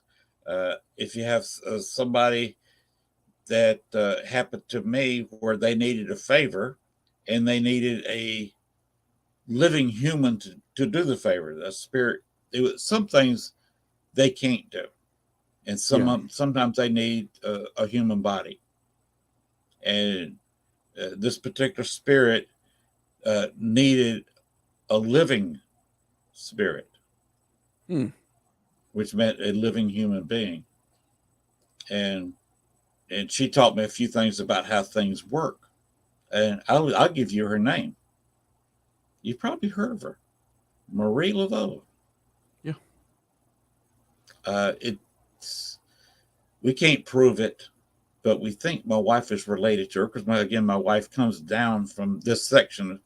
Her specifically, her father's family came from Louisiana. A lot of his family still is in Lake Charles and deep in Louisiana, Mm-hmm. and came up here to Southeast Arkansas, which is where her parents are from, not too far from here. And it's where she, coincidentally, I don't know, what put the idea in my head to move down here, Right. Yeah.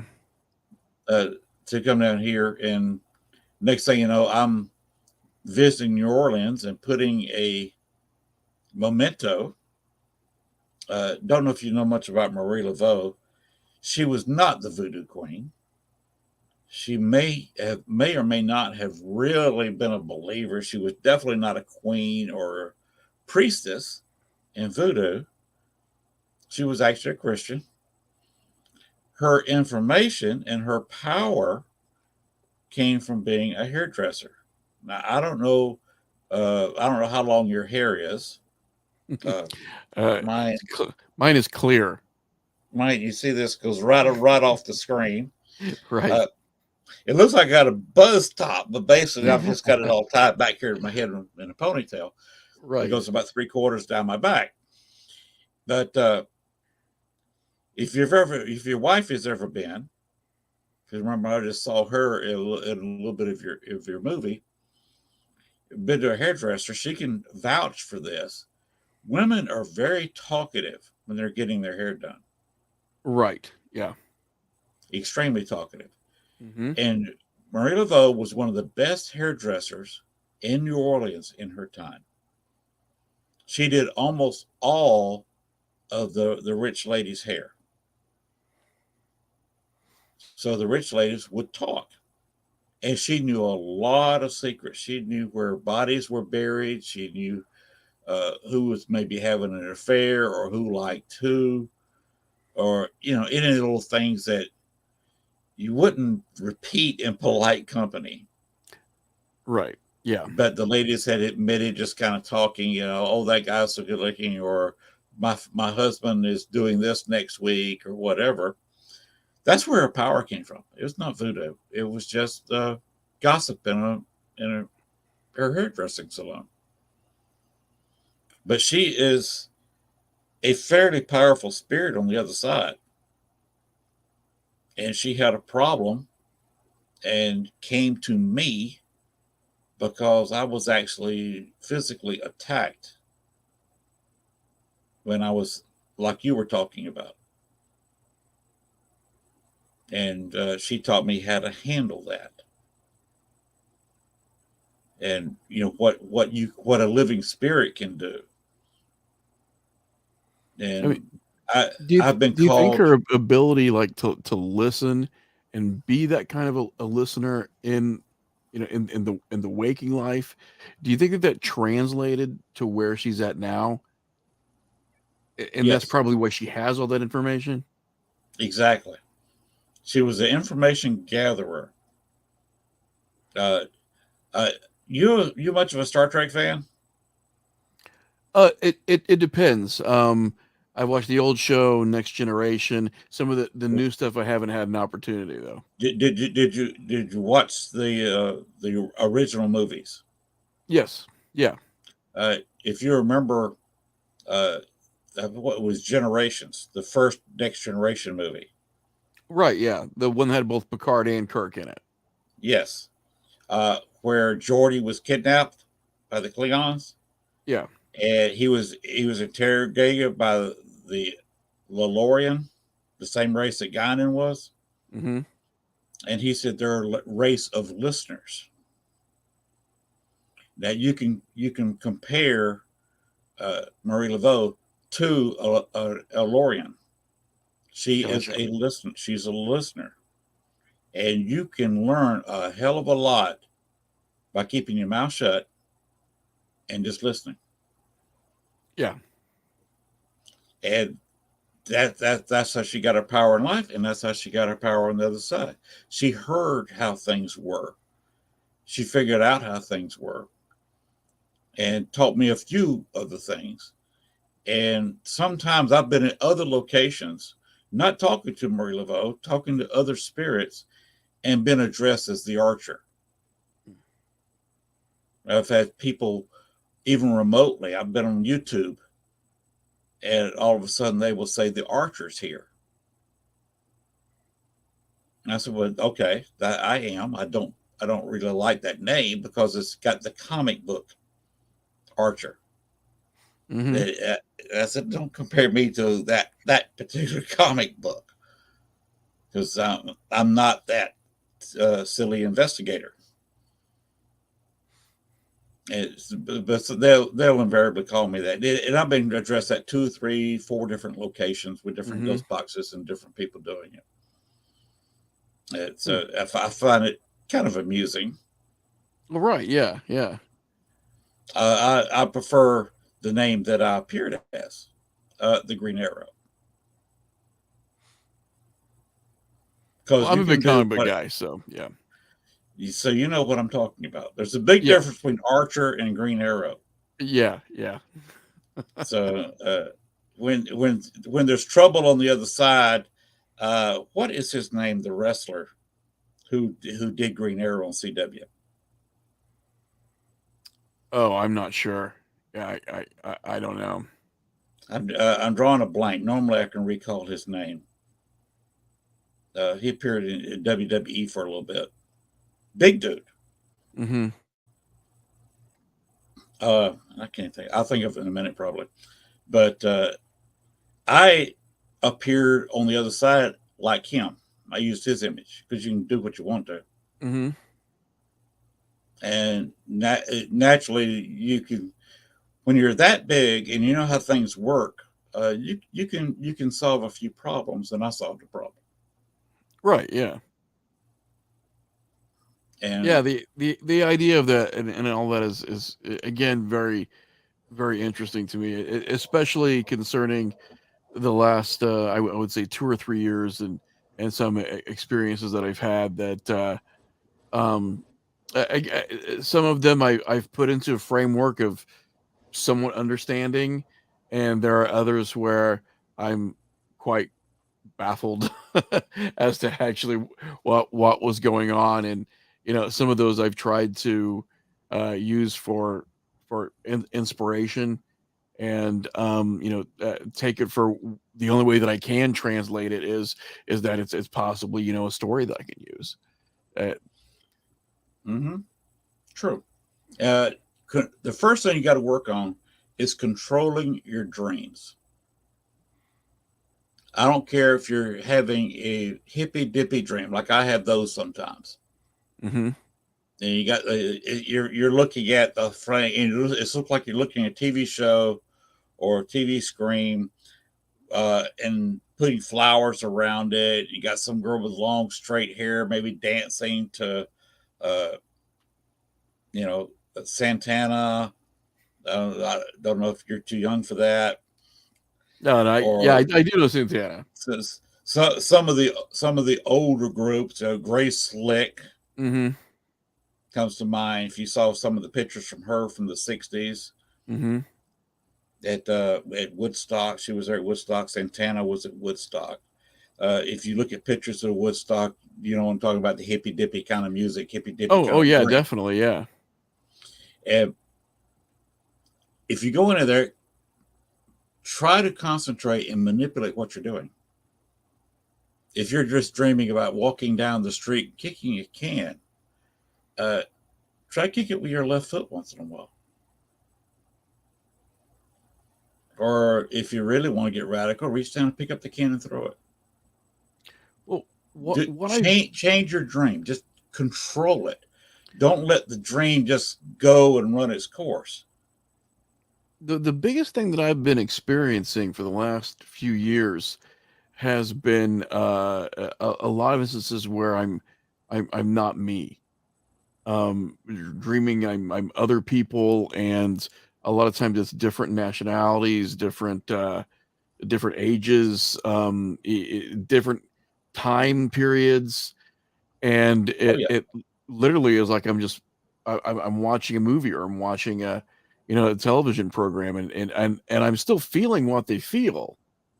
right. um and it ranges. Some of it's extremely banal and uninteresting. I've had one where I was a 11-year-old Pakistani boy, and I was getting my appendix taken out, and my my mother was worried about the kind of drugs that they were using, and if my father was going to approve of it or not, because he wasn't there, he was away on business, and I was trying to console her and say, listen, it's fine, you have to trust Western medicine.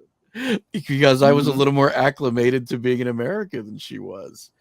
And it was just it was very strange, but a very, again, the discussion was like very grounded. It wasn't anything that was, ethereal or dreamlike. It was a very, I guess, would have been a common conversation, between a boy and his mother. And that's strangely enough, I have a lot of those episodes where I'm other people, a musician who finally had his last dose of chemotherapy, and he was finally getting around to asking his fiance to marry him because he felt like he had a future at that point.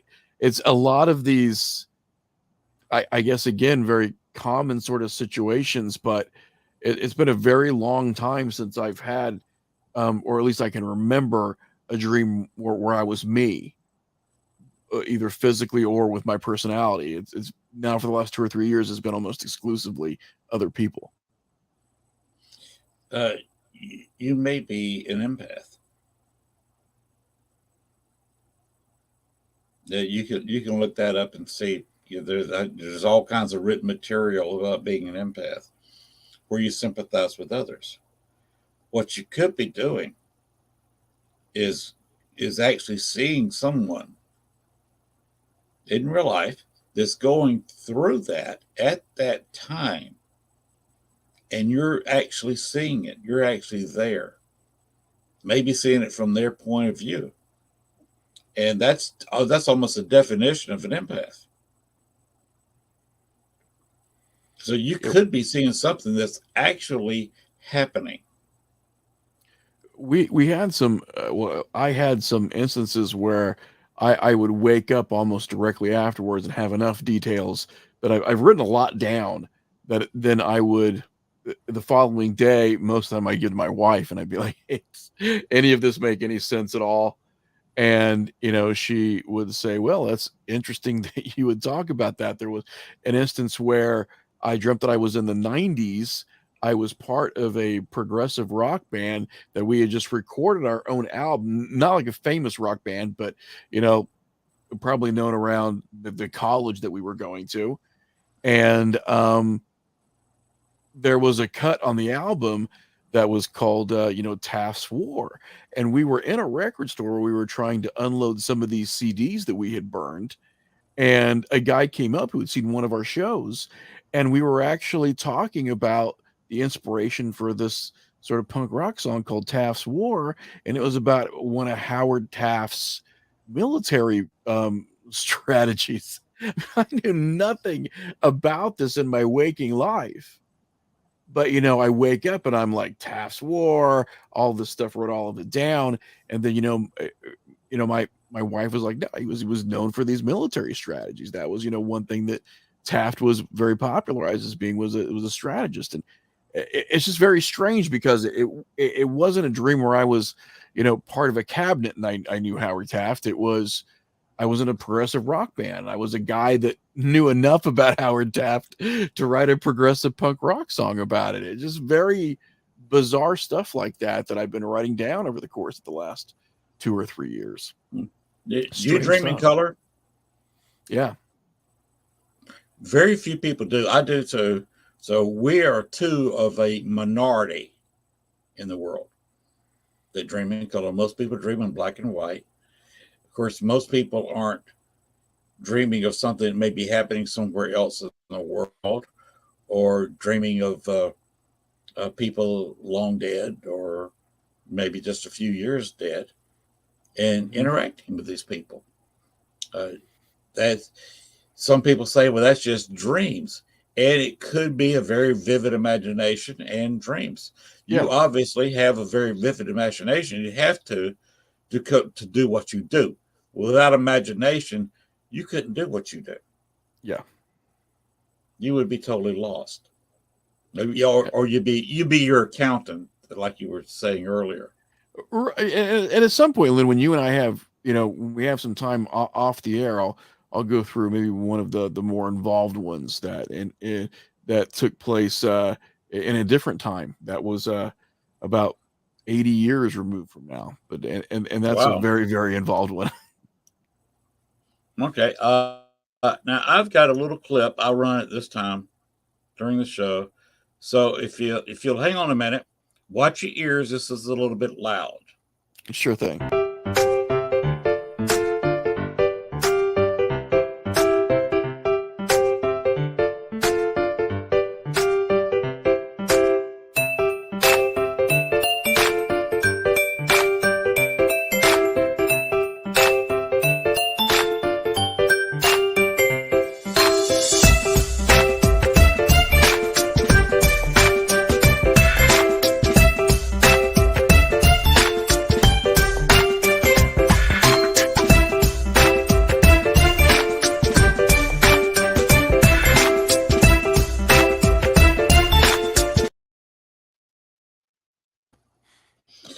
And by the way, a little something I put together for when we go into overtime, obviously. And Right. by the way, I appreciate you actually accepting the challenge. You probably didn't see it in one of the promos I did earlier. I said, "Will Ash Hamilton accept the challenge of going overtime with me after midnight?" And here we are. Here we are. Yes, definitely. Yes, talking about very interesting subjects. Uh, like I said, if you without imagination, you'd probably be an accountant somewhere, and I would Yeah. probably be at 66. I took my college degrees in business management. Here locally, I'd probably be running the Dollar General or something. But here I am doing a paranormal show, doing paranormal research, and struggling to write a book. Like I said, I couldn't. I had no experience writing a script. I'm trying to write a book. Mm-hmm. If you can imagine Greek gods in today's time period and in the future, Well, I like that. I mean, that's got me curious. Definitely. and putting some of their sons, demigods, Mm-hmm. on Earth because Earth is fixing to have a cataclysm, several in fact, and they're putting some of their kids to take care of it. Interesting. Like in my I like that. universe, Yeah. Captain Nemo from the 20,000 Leagues Right. Yeah. is a demigod, a son of obviously Poseidon. Mm-hmm. You bring Theseus back, and you remember him. He's the one that Mm-hmm. killed the Minotaur. He actually was brought back. Uh, there was some thought when Theseus died that he came back immediately. He was killed mysteriously by a king for unknown reasons. They never really explained in the mythology why this king killed him, or even if the king killed him. They just know he went to visit this king and he died. This was in his later years. Of course, he spent a couple of decades stuck in a chair in hell. But he comes back immediately. There was some thought of people seeing a ghost of Theseus after he died, after they brought him back to Athens and had his big funeral because he founded Athens, Mm-hmm.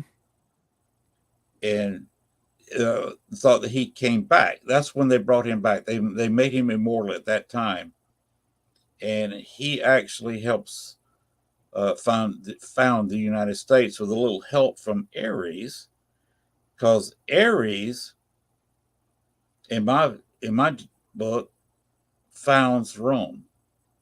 Ares Okay. is the father of all shapeshifters, which means werewolves are descended from Ares.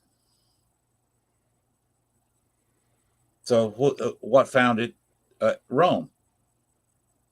Two youths, Romulus and Remus, who suckled on a she wolf.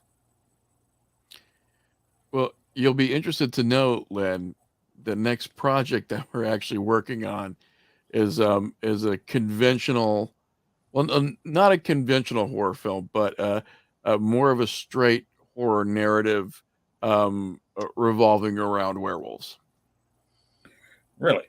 Yeah. In a lot of my stories, werewolves are the bad guys, and there's several fight. You couldn't do this, and this would be very expensive to do in a movie. Is actually having to kill a werewolf with using silver bullets or silver swords, and that it kind of goes on like that, and Mm-hmm. ends up Theseus helps Thomas Jefferson write the Declaration of Independence, helps write the Constitution of the United States, and has an office in the basement connected to the White House. And is a paranormal advisor to all the presidents. Yeah, this would be a relatively expensive film. Mm-hmm. Yes. And Diomedes also makes it. Uh, Diomedes was cursed because he injured two gods. He injured Aphrodite and Ares. And back then, Ares was a little bit of a whiny guy. Under the Greek system, he was a whiny god. Under the Rome system, as Mars, he was Mm-hmm. worshipped, and he was Mr. Tough Guy. He got some testosterone treatments, I guess, between the Greeks and the Romans. Right. And of course, Aphrodite went whining and crying to Zeus, and Zeus just said, "Look, you're the goddess of love. Please, just keep yourself in that preview and stay out of war. Stay out of the Trojan War, because that's where she got injured." Mm-hmm. And she stepped her nose on a couple of times, but she knew when to back out after that. Diomedes was cursed with some kind of form of immortality. Okay. And the way I'm doing it, he gets brought back.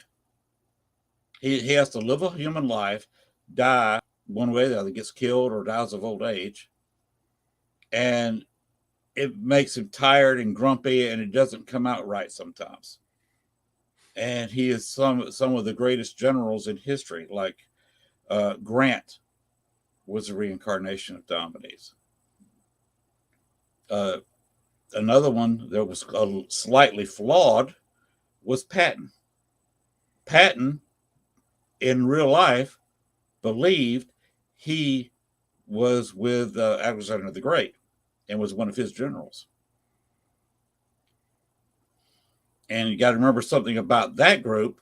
One of the generals from Alexander's time was put over Egypt.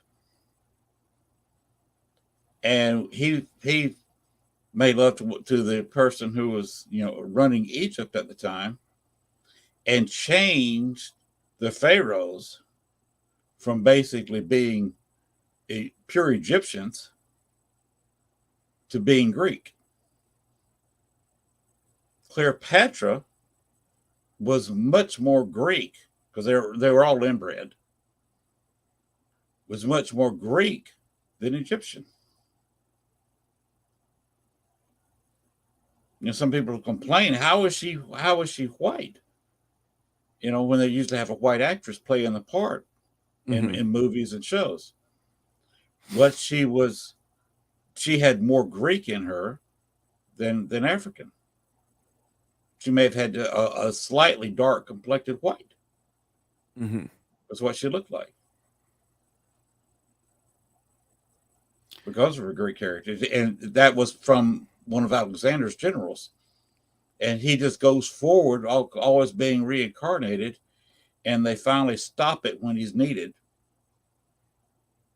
And he becomes a basically a paranormal warrior that's set against werewolves and vampires, and anything that's going on like that.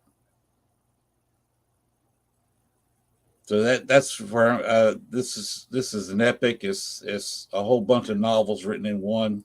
Well, I was going to say it sounds very, very involved. I mean, there's a lot going on there, undoubtedly. And it sounds like something that maybe would lend itself to a series of books.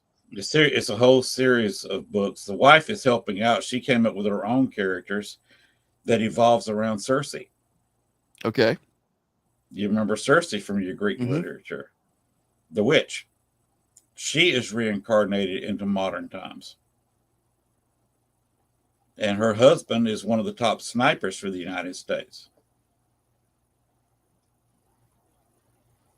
And Yeah, there's living definitely a lot living in going on Louisiana. there. A lot going on there. Hercules has his own he's not Hercules, he's not the demigod yet, but his ancestors come up with basically the Spencer and Henry rifles, Okay. and ends up making a fortune during the 1860s and 70s and 80s selling repeater arms. And it's taken over by Winchester, and it's his ancestor that does it, and becomes the United States #1 arms dealer. Basically, by the time they reanimate or whatever you call it, reincarnate Mm-hmm. the real Hercules, his ancestors have him set up where he's basically a Tony Stark. Okay. Not quite the drunk fool Right. that Tony Stark was, but he's kind of that ilk, Gotcha. Okay. and that's it goes on from there. I'm not going to go on to the whole thing. We'll be here for 2 days, Right. but that's what I'm trying to write, and it's a lot involved because you get 7, 8, 10 werewolves attacking 2 or 3 people armed with silver swords and silver bullets. They know how to take care of werewolves, but that used to be a complicated fight. Yeah. Yeah. And You'd to think go in so. there Yeah. and to write down to describe, not in a script but in novel form, a fight like that, and how would a werewolf fight, and exactly how could you defend a werewolf basically leaping at you Yeah. with a sword? Well, what are some of your thoughts, Lynn, on this idea of dogmen, or what people are describing as upright wolves, or even people describing them as looking at like classical werewolves? Because it seems that over, I would say, the last 5 years, the accounts have multiplied into the thousands. I have no personal experience with any kind of cryptid. Okay. No, in real life experience. Now, I had, like you were talking about, kind of a dreamland experience. Some people say it's a dream. Some people say this really happened. Uh, I personally woke up with a injury because of this. Uh, there was a Yeti, Bigfoot, whatever you want to call it, starting trouble, and outside he's going crazy in the yard. And somebody asked me, "Can you take care of this?" I said, "Well, how am I supposed to take care of that?" Right. And then I remembered, wait a minute, I'm not sitting on my easy chair watching TV here. I can do whatever I want. Mm-hmm. So I turned into a giant werewolf, Hulk style, Okay. shirt ripping off. Right. Yeah. Because Yeah. I was this very huge creature, and went out there, jumped through the window, and attacked the Bigfoot. And I received scratches and a leg injury from Okay. that. Won the quick scrap, and woke up with injuries. So how do you get injuries from what's most people would say was an interesting dream? Right. Yeah. You So know, I've often wondered, to answer your question about werewolves and dogmen in this, are they from our dimension, or are they interdimensional beings who maybe not quite on the same frequency we are, which is why you can't get a good picture of them. And that's why you go in there and they're tracking down. They say maybe they sometimes say two or three footprints in a row, and then disappear. right. Could they be just a partial image of somebody that's actually doing some remote viewing from another dimension, or maybe they're visiting wholly, that's not quite all the way here, Right. and they're fading in and out. Sometimes they're more solid; they'll leave a print or two in mud, and then nothing. It's like something reached out and grabbed them because they were never wholly here to start with. They made a couple of prints and faded away. Yeah. So that's a theory that happens to fit the facts. Now, whether it's proof or not, I can't. I can't. What can we prove anyway? I can't prove that I ever talked to Libby Mae Humphrey and talked to Amelia Humphrey. I cannot sit there outside of some instances of some voices, Hmm. maybe some equipment going off, of who I talked to. I can't prove that. Like in a court of law, I can't sit there and bring out witnesses or affidavits or forms or all this. You can't prove absolutely in a court of law anything in the paranormal. Right. All it is theory, and the interdimensional beings of being the dogmen, werewolves, uh, yeti, name your cryptid here, Hmm. being interdimensional, just happens to fit the facts. Yeah. Now we talked about lucid dreaming a little bit, and this might be one of my last stories, as I do get up early, my little man, for his third day of school tomorrow. So I'm a big comic book guy, and in addition to that, a lot of um my I would say my aspirations usually run in finding comic books and finding action figures and collectibles that I never thought I would find. So my brain sometimes is more of an 8-year-old than it is a man, in his 40s. So I had a couple of lucid dreams a few years ago, and one always stands out in memory as being very reminiscent of like who I truly am at my core. And I was having a dream where I was across the street from what looked to be a rather seedy establishment. It looked to be like a bar with, I will say, a lot of ruffians in it. And in the dream, there was someone in that bar that owed me money. And obviously, in that dream, I did not have the good enough sense to just go home. I was going to go in that bar and I was going to get my money because this was dream me, who has Right. no common sense at all. So I so I go into the bar and immediately recognize that I should not be there.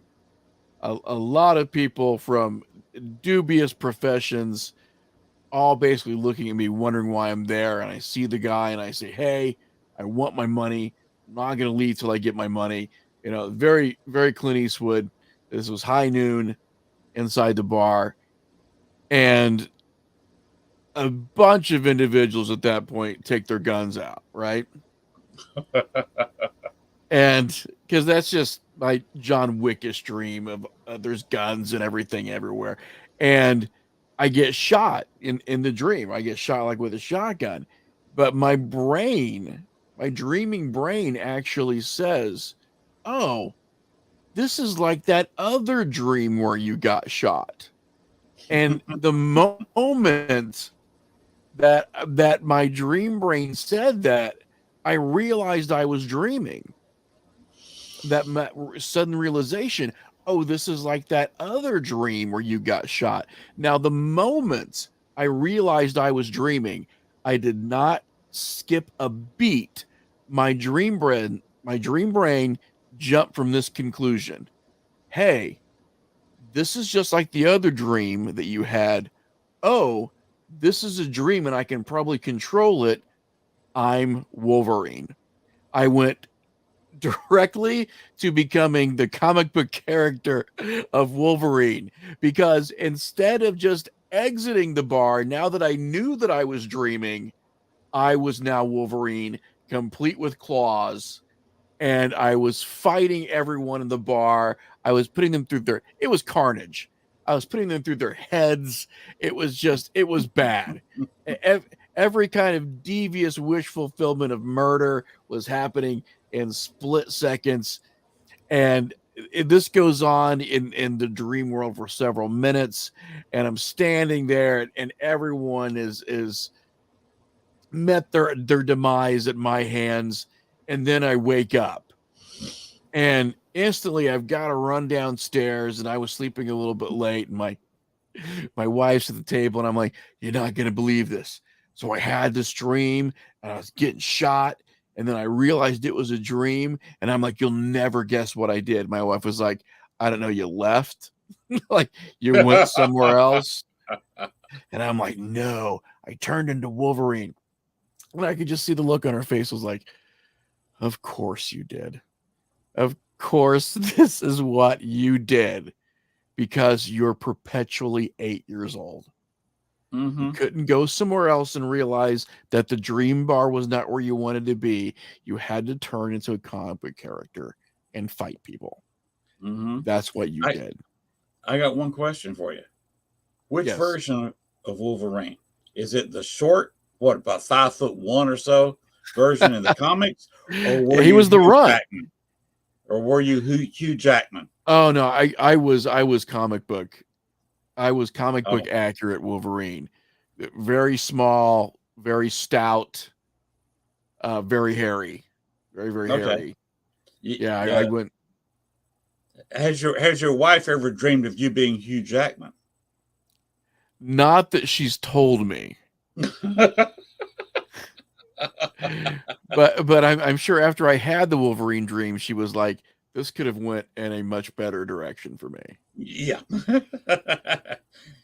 maybe next time she's hoping you'll go the Hugh Jackman route. Yeah, but instead, no, just short and hairy. Okay. Of course, yeah, my wife dreams of Vincent Price. That's her item. Oh wow. Yeah, we've got a because Price, has a huge connection to St. Louis. There's a hotel there that has a Price suite that I've really wanted to take advantage of and spend the night there. In fact, one of my favorite Vincent Price films was one of the ones that he made from a Spanish director.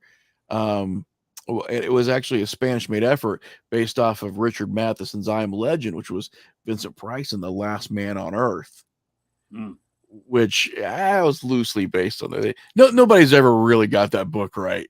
They went straight from Vincent Price and Last Man on Earth to Charlton Heston and the Omega Man, where it was just and then they did the one with Will Smith.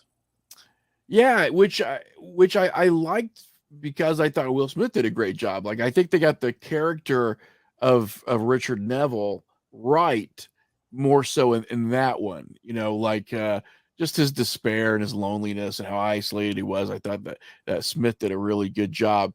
The Charlton Heston one to me is just crazy because there's so many car chases for like a movie about, well, it should have been a guy hunting vampires in post-apocalyptic Los Angeles. And it's just like, how many car chases could they fit into one Charlton Heston movie? And then, of course, it's very 70s. So every time a car turns a corner, it's got that music playing in the background, because that's what you did for car chases in the 70s. So a Mega Man's a little more dated than the other two movies. I think, True. including the one from I think it was like '63, which is Last Man on Earth. But yeah, Omega Man's kind of silly. Like when you go back, it's like then they turned it into just cultists, weird radioactive cultists or whatever. Like they were hardly vampires, but in the book, like it's classical vampires. It's definitely blood sucking, put a stake in their heart, chop their head off kind of vampires. And we haven't quite got that from that book, but yeah. Yeah, well, Vincent Price Yeah, and Last Man on Earth was pretty cool. my wife's in this stuff a little bit. Came up a big Doctor Who fan. Oh yeah. Yeah, I And she was also pretty big fan of myself, yeah. she liked a lot of the Marvel characters. We wish we could. We don't have a subscription to all these places. Other things to do with cash, Uh, Well, there's so many now too. I mean, yes, we would love to. We would both like to go see She-Hulk. oh yeah. Yeah, I've not That's watched starting now. yeah, I have not watched She-Hulk yet. Well, it We just the first one was this week, I believe. So you still got time. yeah. Yeah, I was a big Incredible Hulk kid, growing up. Hmm. Um that Incredible Hulk wallpaper that was all the panels from the comic. I thought was really cool when I was a kid. And all that cool stuff that was available to me when I was younger that now as I'm older I'm spending 8 times as much to try to put back in my Hmm. collection because of all the sentimental value that I have to it. Of And course. I've got some pretty cool stuff. Like I can't quite turn the camera around here, but in addition to some older action figures and stuff, I've got some Raiders of the Lost Ark stuff up there from 1981, some of the original figures. Wow. Yeah, I've got a Windy and a Tot and a Cairo Swordsman up there still on the cards, and I've got a Secret Wars Doctor Doom, and over in the other part of my office, I've got from the late '70s. They had these huge robots called Shogun Warriors, and I've got a couple of those guys. I've got a Shogun Warrior Godzilla. I've got a Shogun Warrior Rodan. Wow. I've got it. I can't show it here, unfortunately. It's way up here on the shelf back here, but I've got a 1979 Kenner alien that's about 18 inches tall that Oh wow. they realized scared the crap out of kids in '79. And like, why are we producing this as a doll? It's like Oh we wow. got this movie terrifying kids. Let's just give them a version they can take home at night. It's got a glow in the dark skull. It's like, come on. No. That I tell you a little trick I pulled on my wife regarding Marvel.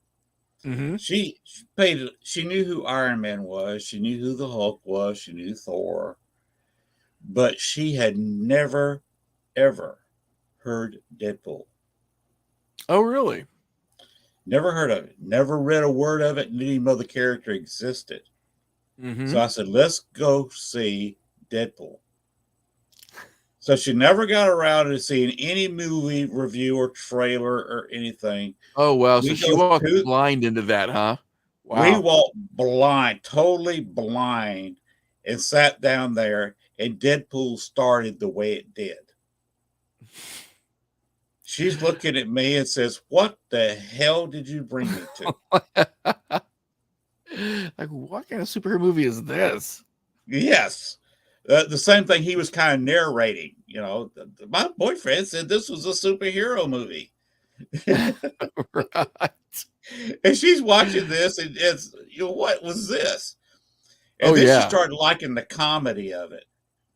Now, I Oh, did well, the yeah. same thing with Guardians of the Galaxy because she'd never Mm. heard of Guardians of the Galaxy and didn't know what the hell they were about. So she walks into that movie absolutely blind.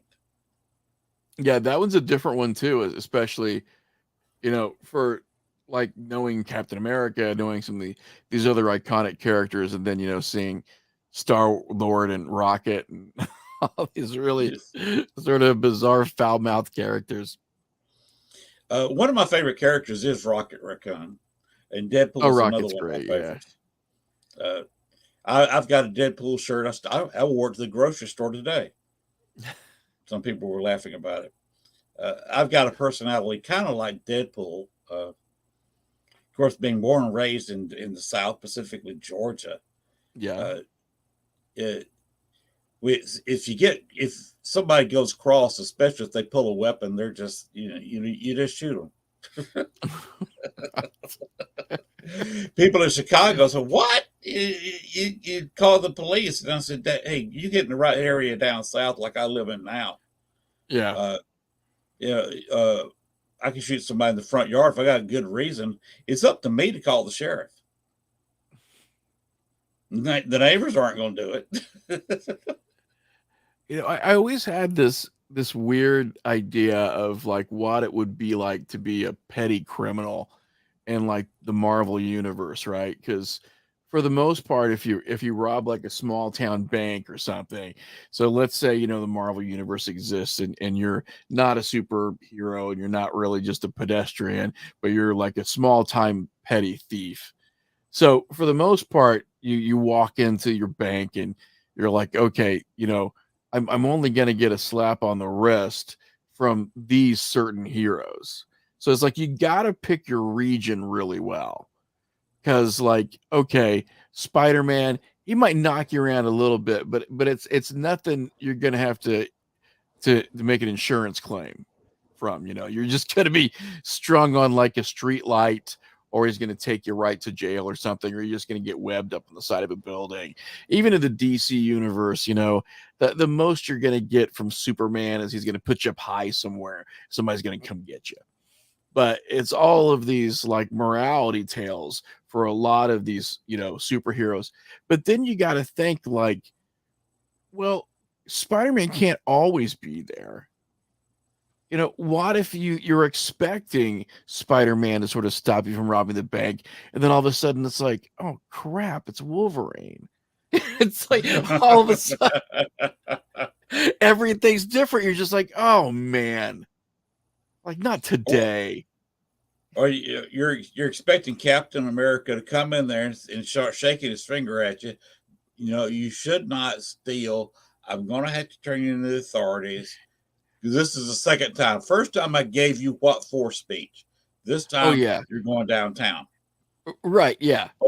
Or you have Deadpool come in there, who just comes in there, points a gun at your face and shoots you. Right. It's like it's a crapshoot. It's like you would have to plan your heists on a day you know the right person's patrolling, because it could go south at any moment. At any Or moment. if you take lesser characters, you have Daredevil, who's just going to kick your butt. Oh yeah, yeah. You're gonna get a broken bone out of Daredevil, undoubtedly. Mm-hmm.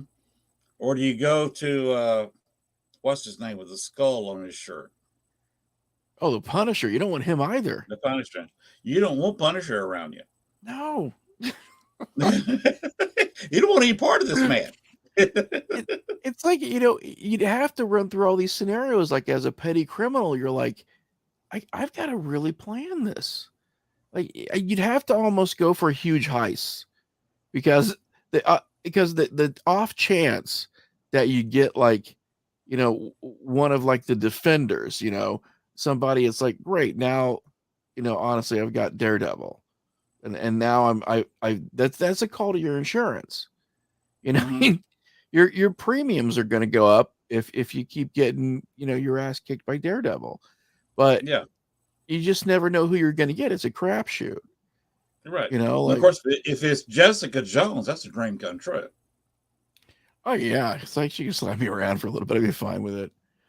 Like just, it's like these bruises are well taken. I'll be fine. I'll bounce back. It'll be all right. Yeah, and after a while, she starts to notice like that, like, you're doing more crimes in like her direct neighborhood, where she's like, this is getting creepy. You're right. This is the fifth time I beat the hell out of you this week. What's up? It's like every Thursday, buddy. Seriously. Like, 2 p.m. right on the nose. Yeah, that would be bad. Of course, if But she ever asked me, said, "What's up?" I'm gonna say, "I don't want to tell you what's up, but I'll show you." right, see, and that gets to be a completely different Marvel comic book. That gets put on a different shelf. Mm-hmm. They got to put that behind another book. Yeah, That's how they get away with selling those particular comic books. Hey, but before I have to go, Lynn, am I able to tell anybody where they can see the movie over the next like few months? No, that's not what that's not what we're here to do.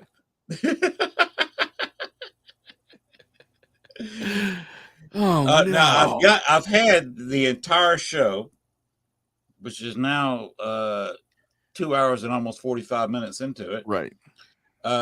You notice you gave me the link to that horror.com. Oh, right. It's been Yeah. running on Yeah. the bottom of the screen. Mm-hmm.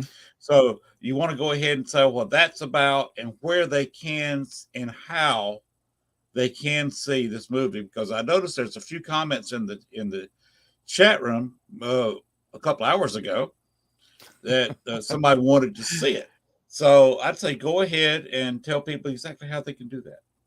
So we've got a few places coming up, and horror-fix.com is my own website where we review horror films. We have horror movie news. We do a bunch of stuff on there, and since it's my site that I own, and we do the films, a lot of the film news you can find out on that site. So if you go to that site, you can put Holes in the Sky up in the search bar, and it'll give you some of the most recent news on it. So for people who do want to see the film, we've got a few dates coming up. We've got August 26th and 27th in, I believe, Topeka, Kansas. That's going to be a film festival there that we are an official selection at. That's at the Slash and Bash Horror Sci-Fi Film Festival in Topeka.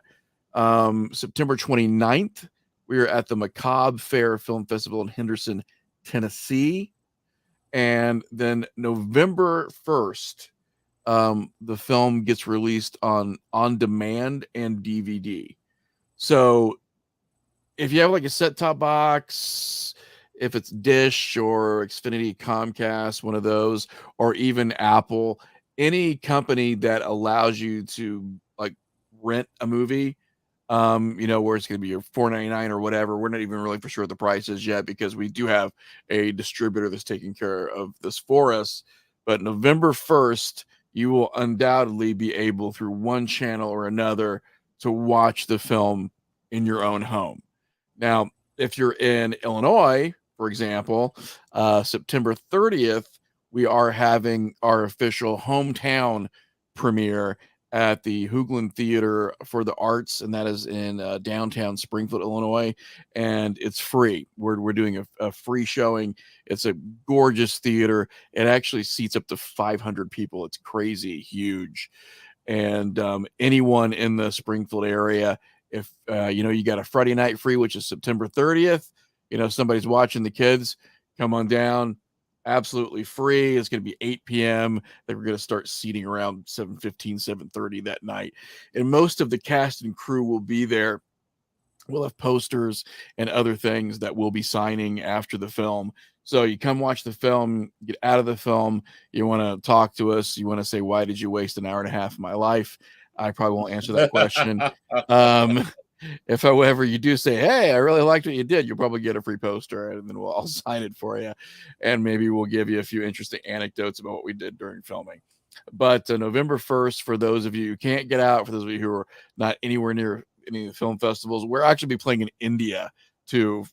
If anybody that is from India that's going to watch this, we are playing in Kolkata, India, and I got to figure out what day that is. But apparently it's a huge deal film festival there that we've been selected for. But yeah, November 1st, DVD, and big box retail DVD places like Walmart that still carry DVD should have it, and then you can get it on demand. And for those of you who are just waiting for it to be on streaming for Amazon, Tubi, Vudu, all those, early 2023, all of the streaming services will then start carrying it. So it will be on demand and DVD for the greater rest of 2022, November, December, and then around February 1st, you should be able to get it on any of your streaming subscriptions. Very cool. It's pretty thorough. Very good. So I'm hoping things are looking up for you. Yeah, things are looking good. You know, we're and I've not told anybody this yet, by the way, Lynn. So this would be for you. You're the first person that we've actually publicized this with, but there's a number of awards that certain films have received in our category historically. Blair Witch is actually the what would be called found footage, which we're loosely in that category. Blair Witch has the most awards of a film of that type that's ever been received. We are a very small number of awards away from beating out Blair Witch as the most awarded found footage film, and we're pending because we've got a couple of festivals where we're finalists. We just don't know if we've won awards yet. But if it's a very small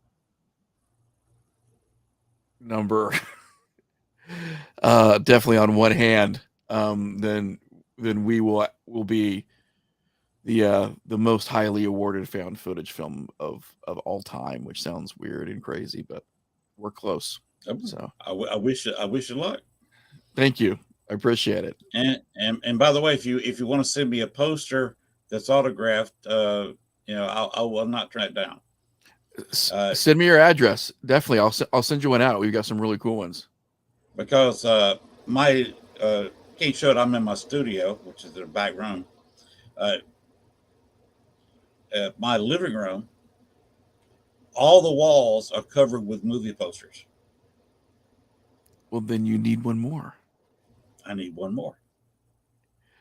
Definitely give me your address. We just had our new design come out. We've got two designs, one that's been floating around for a while and one that's brand new. And give me your address and I'll send one out to you. I'll have the entire cast sign it September 30th when we're all together. That'd be cool. How big are they? The standard movie size? 27 by 40. Yeah. Standard big movie size. Yep, big old movie poster size. Wow. That'd be nice because the posters that I've got in there were given to me by the theater in Monticello, about 30 miles south of here. Oh, nice. So yeah. They are real movie posters. Right, yeah. They're not, the Kmart specials, the Walmart things you can get. Right, yeah. Yeah. These are and they didn't cost me a thing. That's pretty awesome. Yeah, I've got some old double-sided movie posters direct from the theater that I picked up a while back. Got a Cujo, Altered States. Cool. What I ended up getting, I got some really obscure ones. There's a movie that I absolutely love called Midnight Madness, which is this ridiculous scavenger hunt movie from the 80s. It's a comedy. Oh, wow. And I got that one. I got Friday the 13th Part 3 in 3D, one of my favorite movie posters. End up getting original theatrical for that one. And my buddy actually ended up getting the Revenge of the Jedi before they took him down and put the Return of the Jedi posters up. He got one of those at the same place that I was at. Wow. We found a place where a guy had cleaned out a guy's house after he had passed, and he had enough movie posters. When we walked into the guy's garage, there were stacks probably 2 feet high of nothing but posters and covering the entire floor of the garage. Wow. It was crazy. That's a gold mine. Yeah, it was a once in a lifetime sort of thing. So we went in there and the guy was really nice and gave us great prices because we were picking up so many. And like my friend got some really iconic ones. I got some, really iconic ones that I never thought I'd, get, that were vintage straight out of, their marquees. So yeah, very, very cool. But yeah, give me your address. I'll send you one your way. I'll send it to you via Messenger. Yep. Sounds good. Definitely. All right. Oh, by the way, we're kidding each other about our wives and stuff. My wife's a former power lifter. Oh wow. You've got a very small, petite wife. Yeah. Uh, I've got a former power lifter that could deadlift in her prime right at 400 pounds with a 200-pound bench. That's that's pretty crazy. I will say my little firecracker of a wife is ex-military. She was both Army, Air Force. She's a crazy little gal. She can fix a lot more things mechanically than I can even figure out how they work. Really? Yeah. So she's helpful around the house. Oh yeah. Yeah. I mean she's the first one where like we have car problems. She's like, all right, Saturday, we're putting the Wow. car up. And she'll Well, be heck, out there under the car for hours. Yeah. uh, we both seem to be happily married. Oh yeah. Yeah. Yeah. 'Cause- I oh, did and very well for myself. Yeah. uh, we all my wife and I met at the Arnold. That's when we first saw each other. We arranged it. We'd been talking 2 years in a chat room. But you've That's heard of pretty the Arnold. cool. You've heard of the Arnold, Oh right? yeah. Yeah. Yeah. The big bodybuilding competition in Columbus, Ohio. That's where we met. So Arnold That's Schwarzenegger has something to do with us meeting. And of course, I got to meet a certain. We're talking Marvel. I got to meet a pretty good sized fella named Lou Ferrigno there. oh yeah.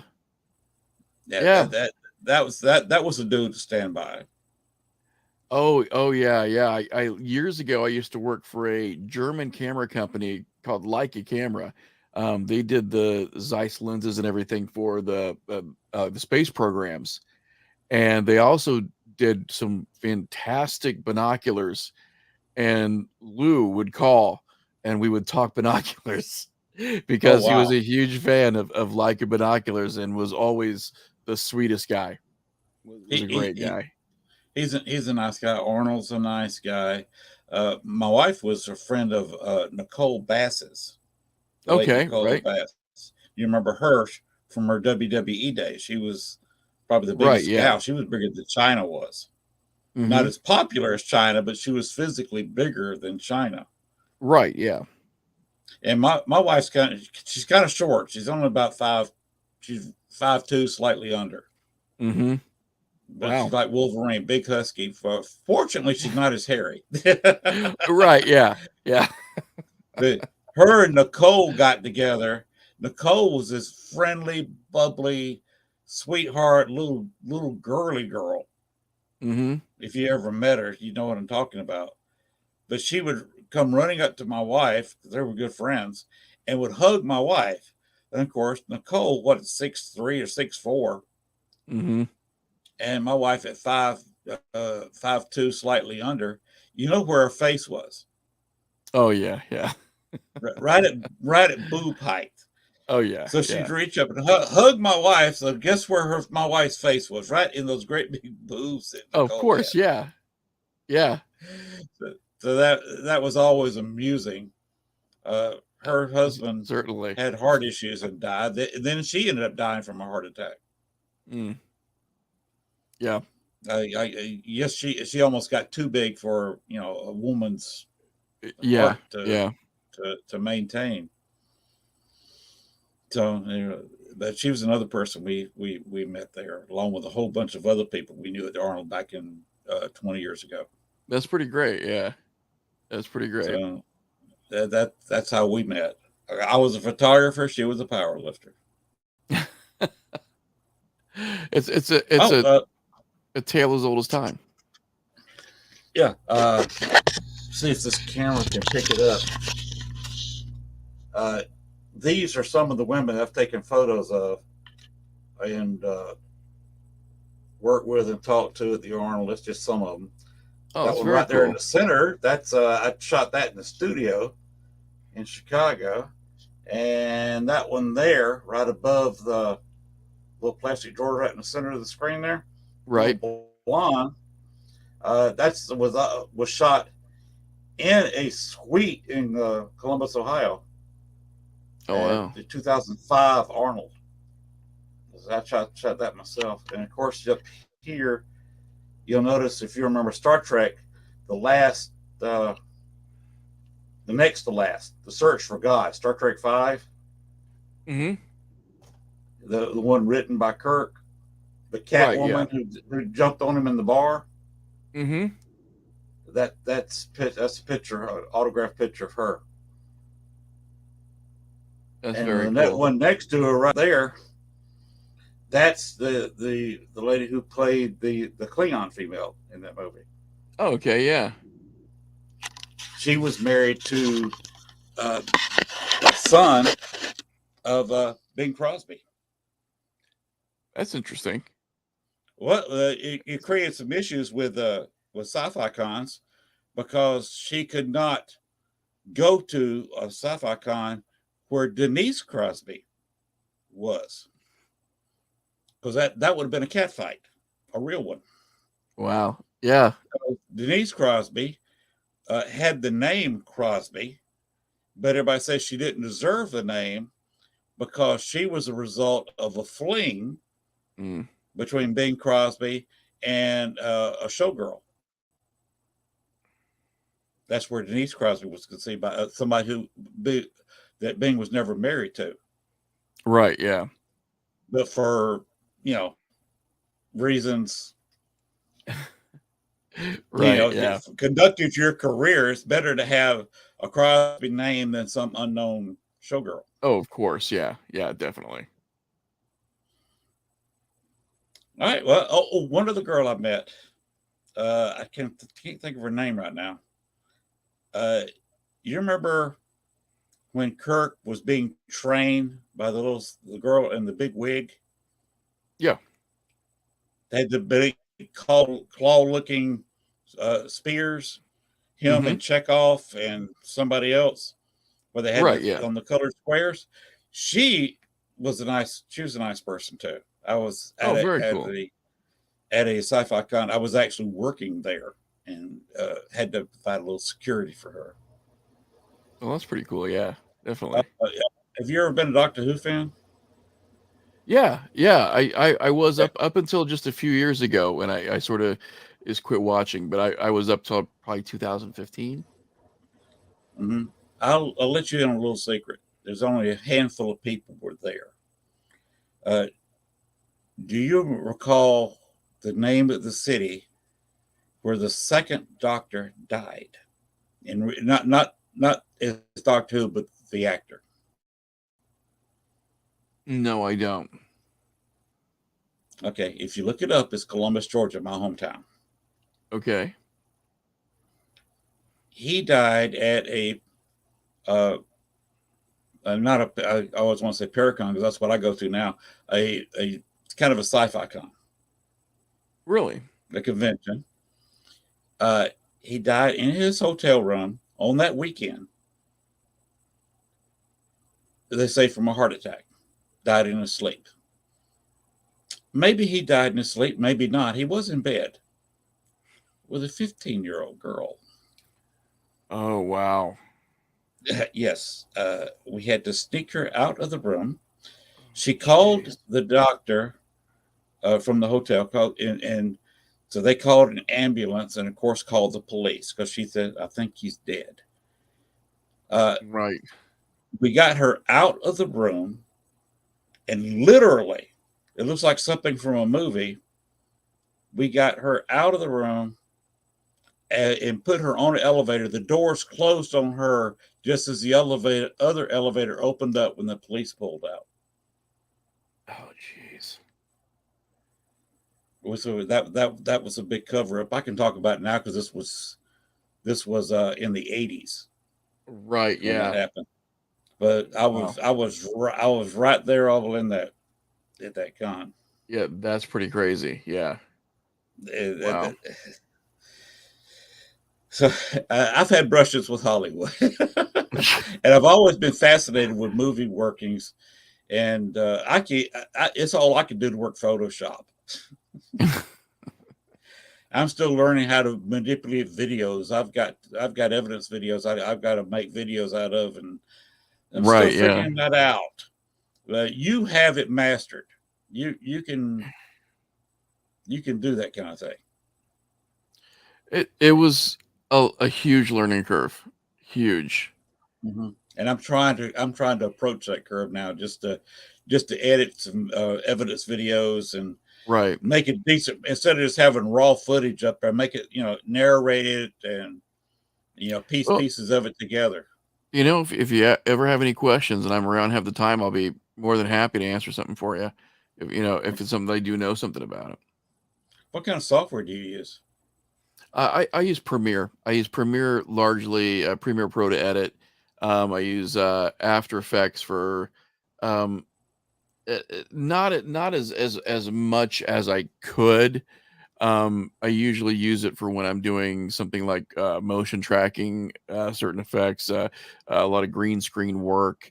If I'm doing any kind of 3D stuff where I'm having to insert models and then track against live action footage, I'll do After Effects and stuff like that. But primarily Premiere for my video, and then After Effects for any kind of light animation and green screen work, and then Adobe Audition, um, well, Audition, and then sometimes Sound Booth for my audio stuff. But I'm in Audition quite a bit. See, I Okay, bounce back and forth. Yeah, so Premiere might be the best thing for me. I've heard somebody else say that too. Just to edit a good video, not no special effects, just editing it, maybe narrating it. I've heard Premiere was better. So, Premiere's good. And plus, it's just because Adobe's got such a market share. mhm. It's easier to hand it off.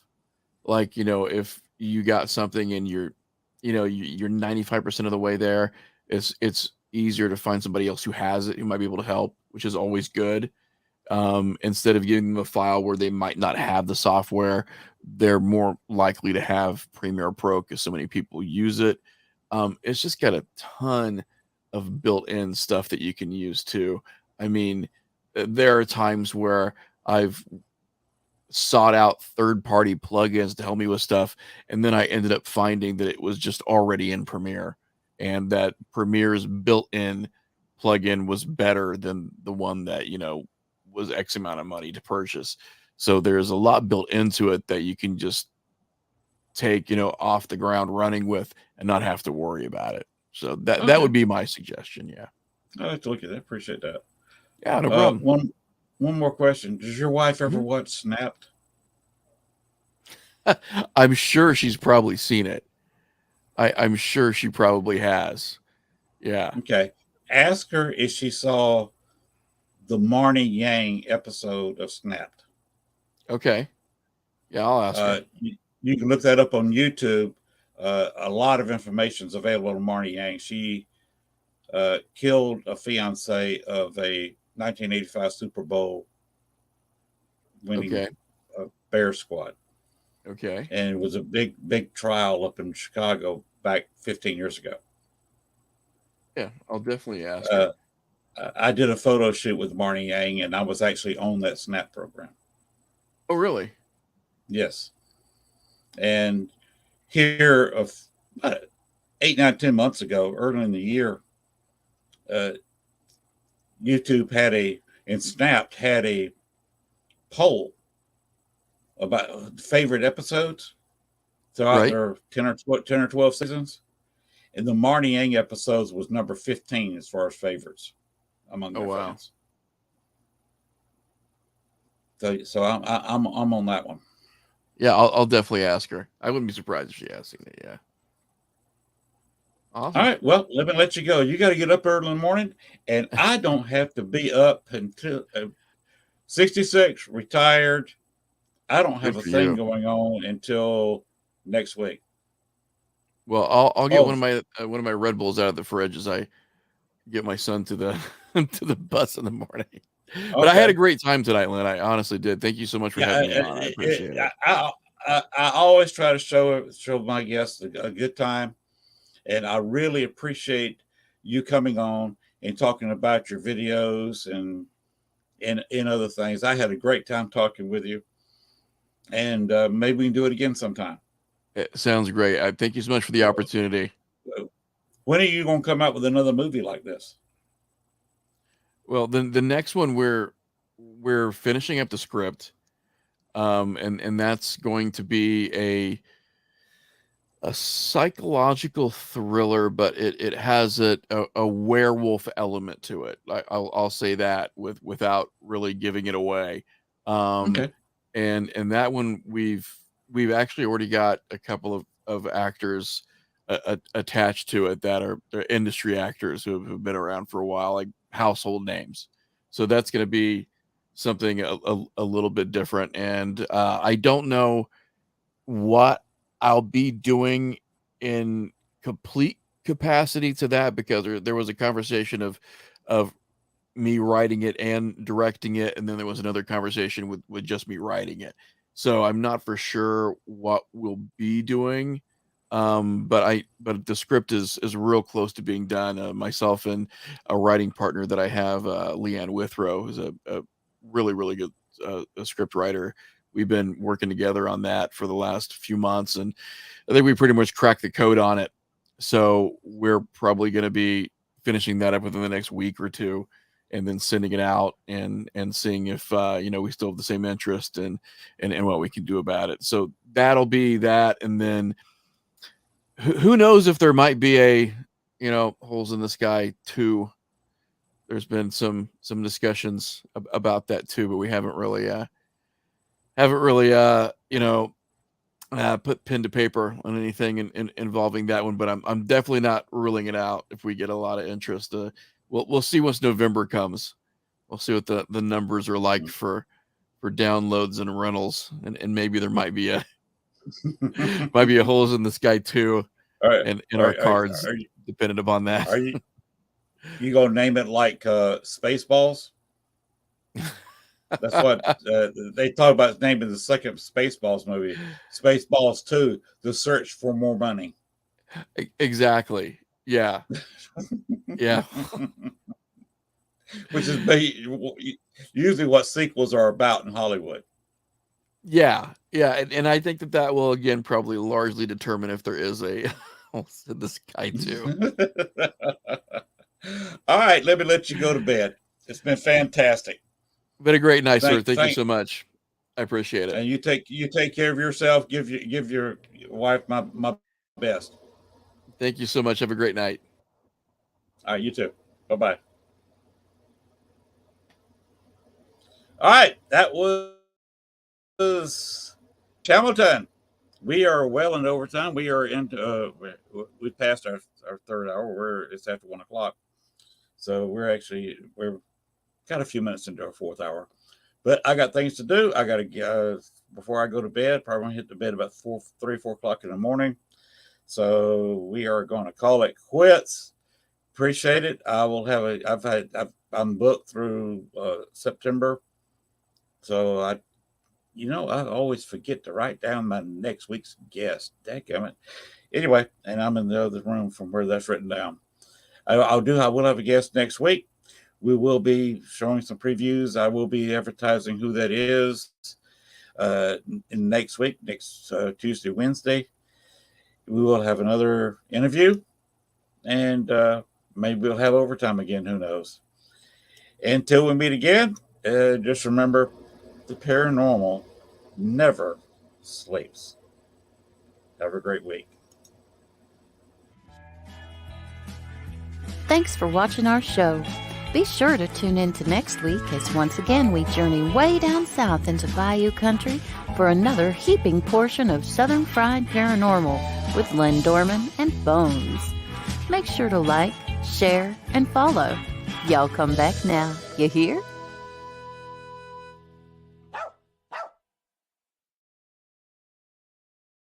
Good night, everybody.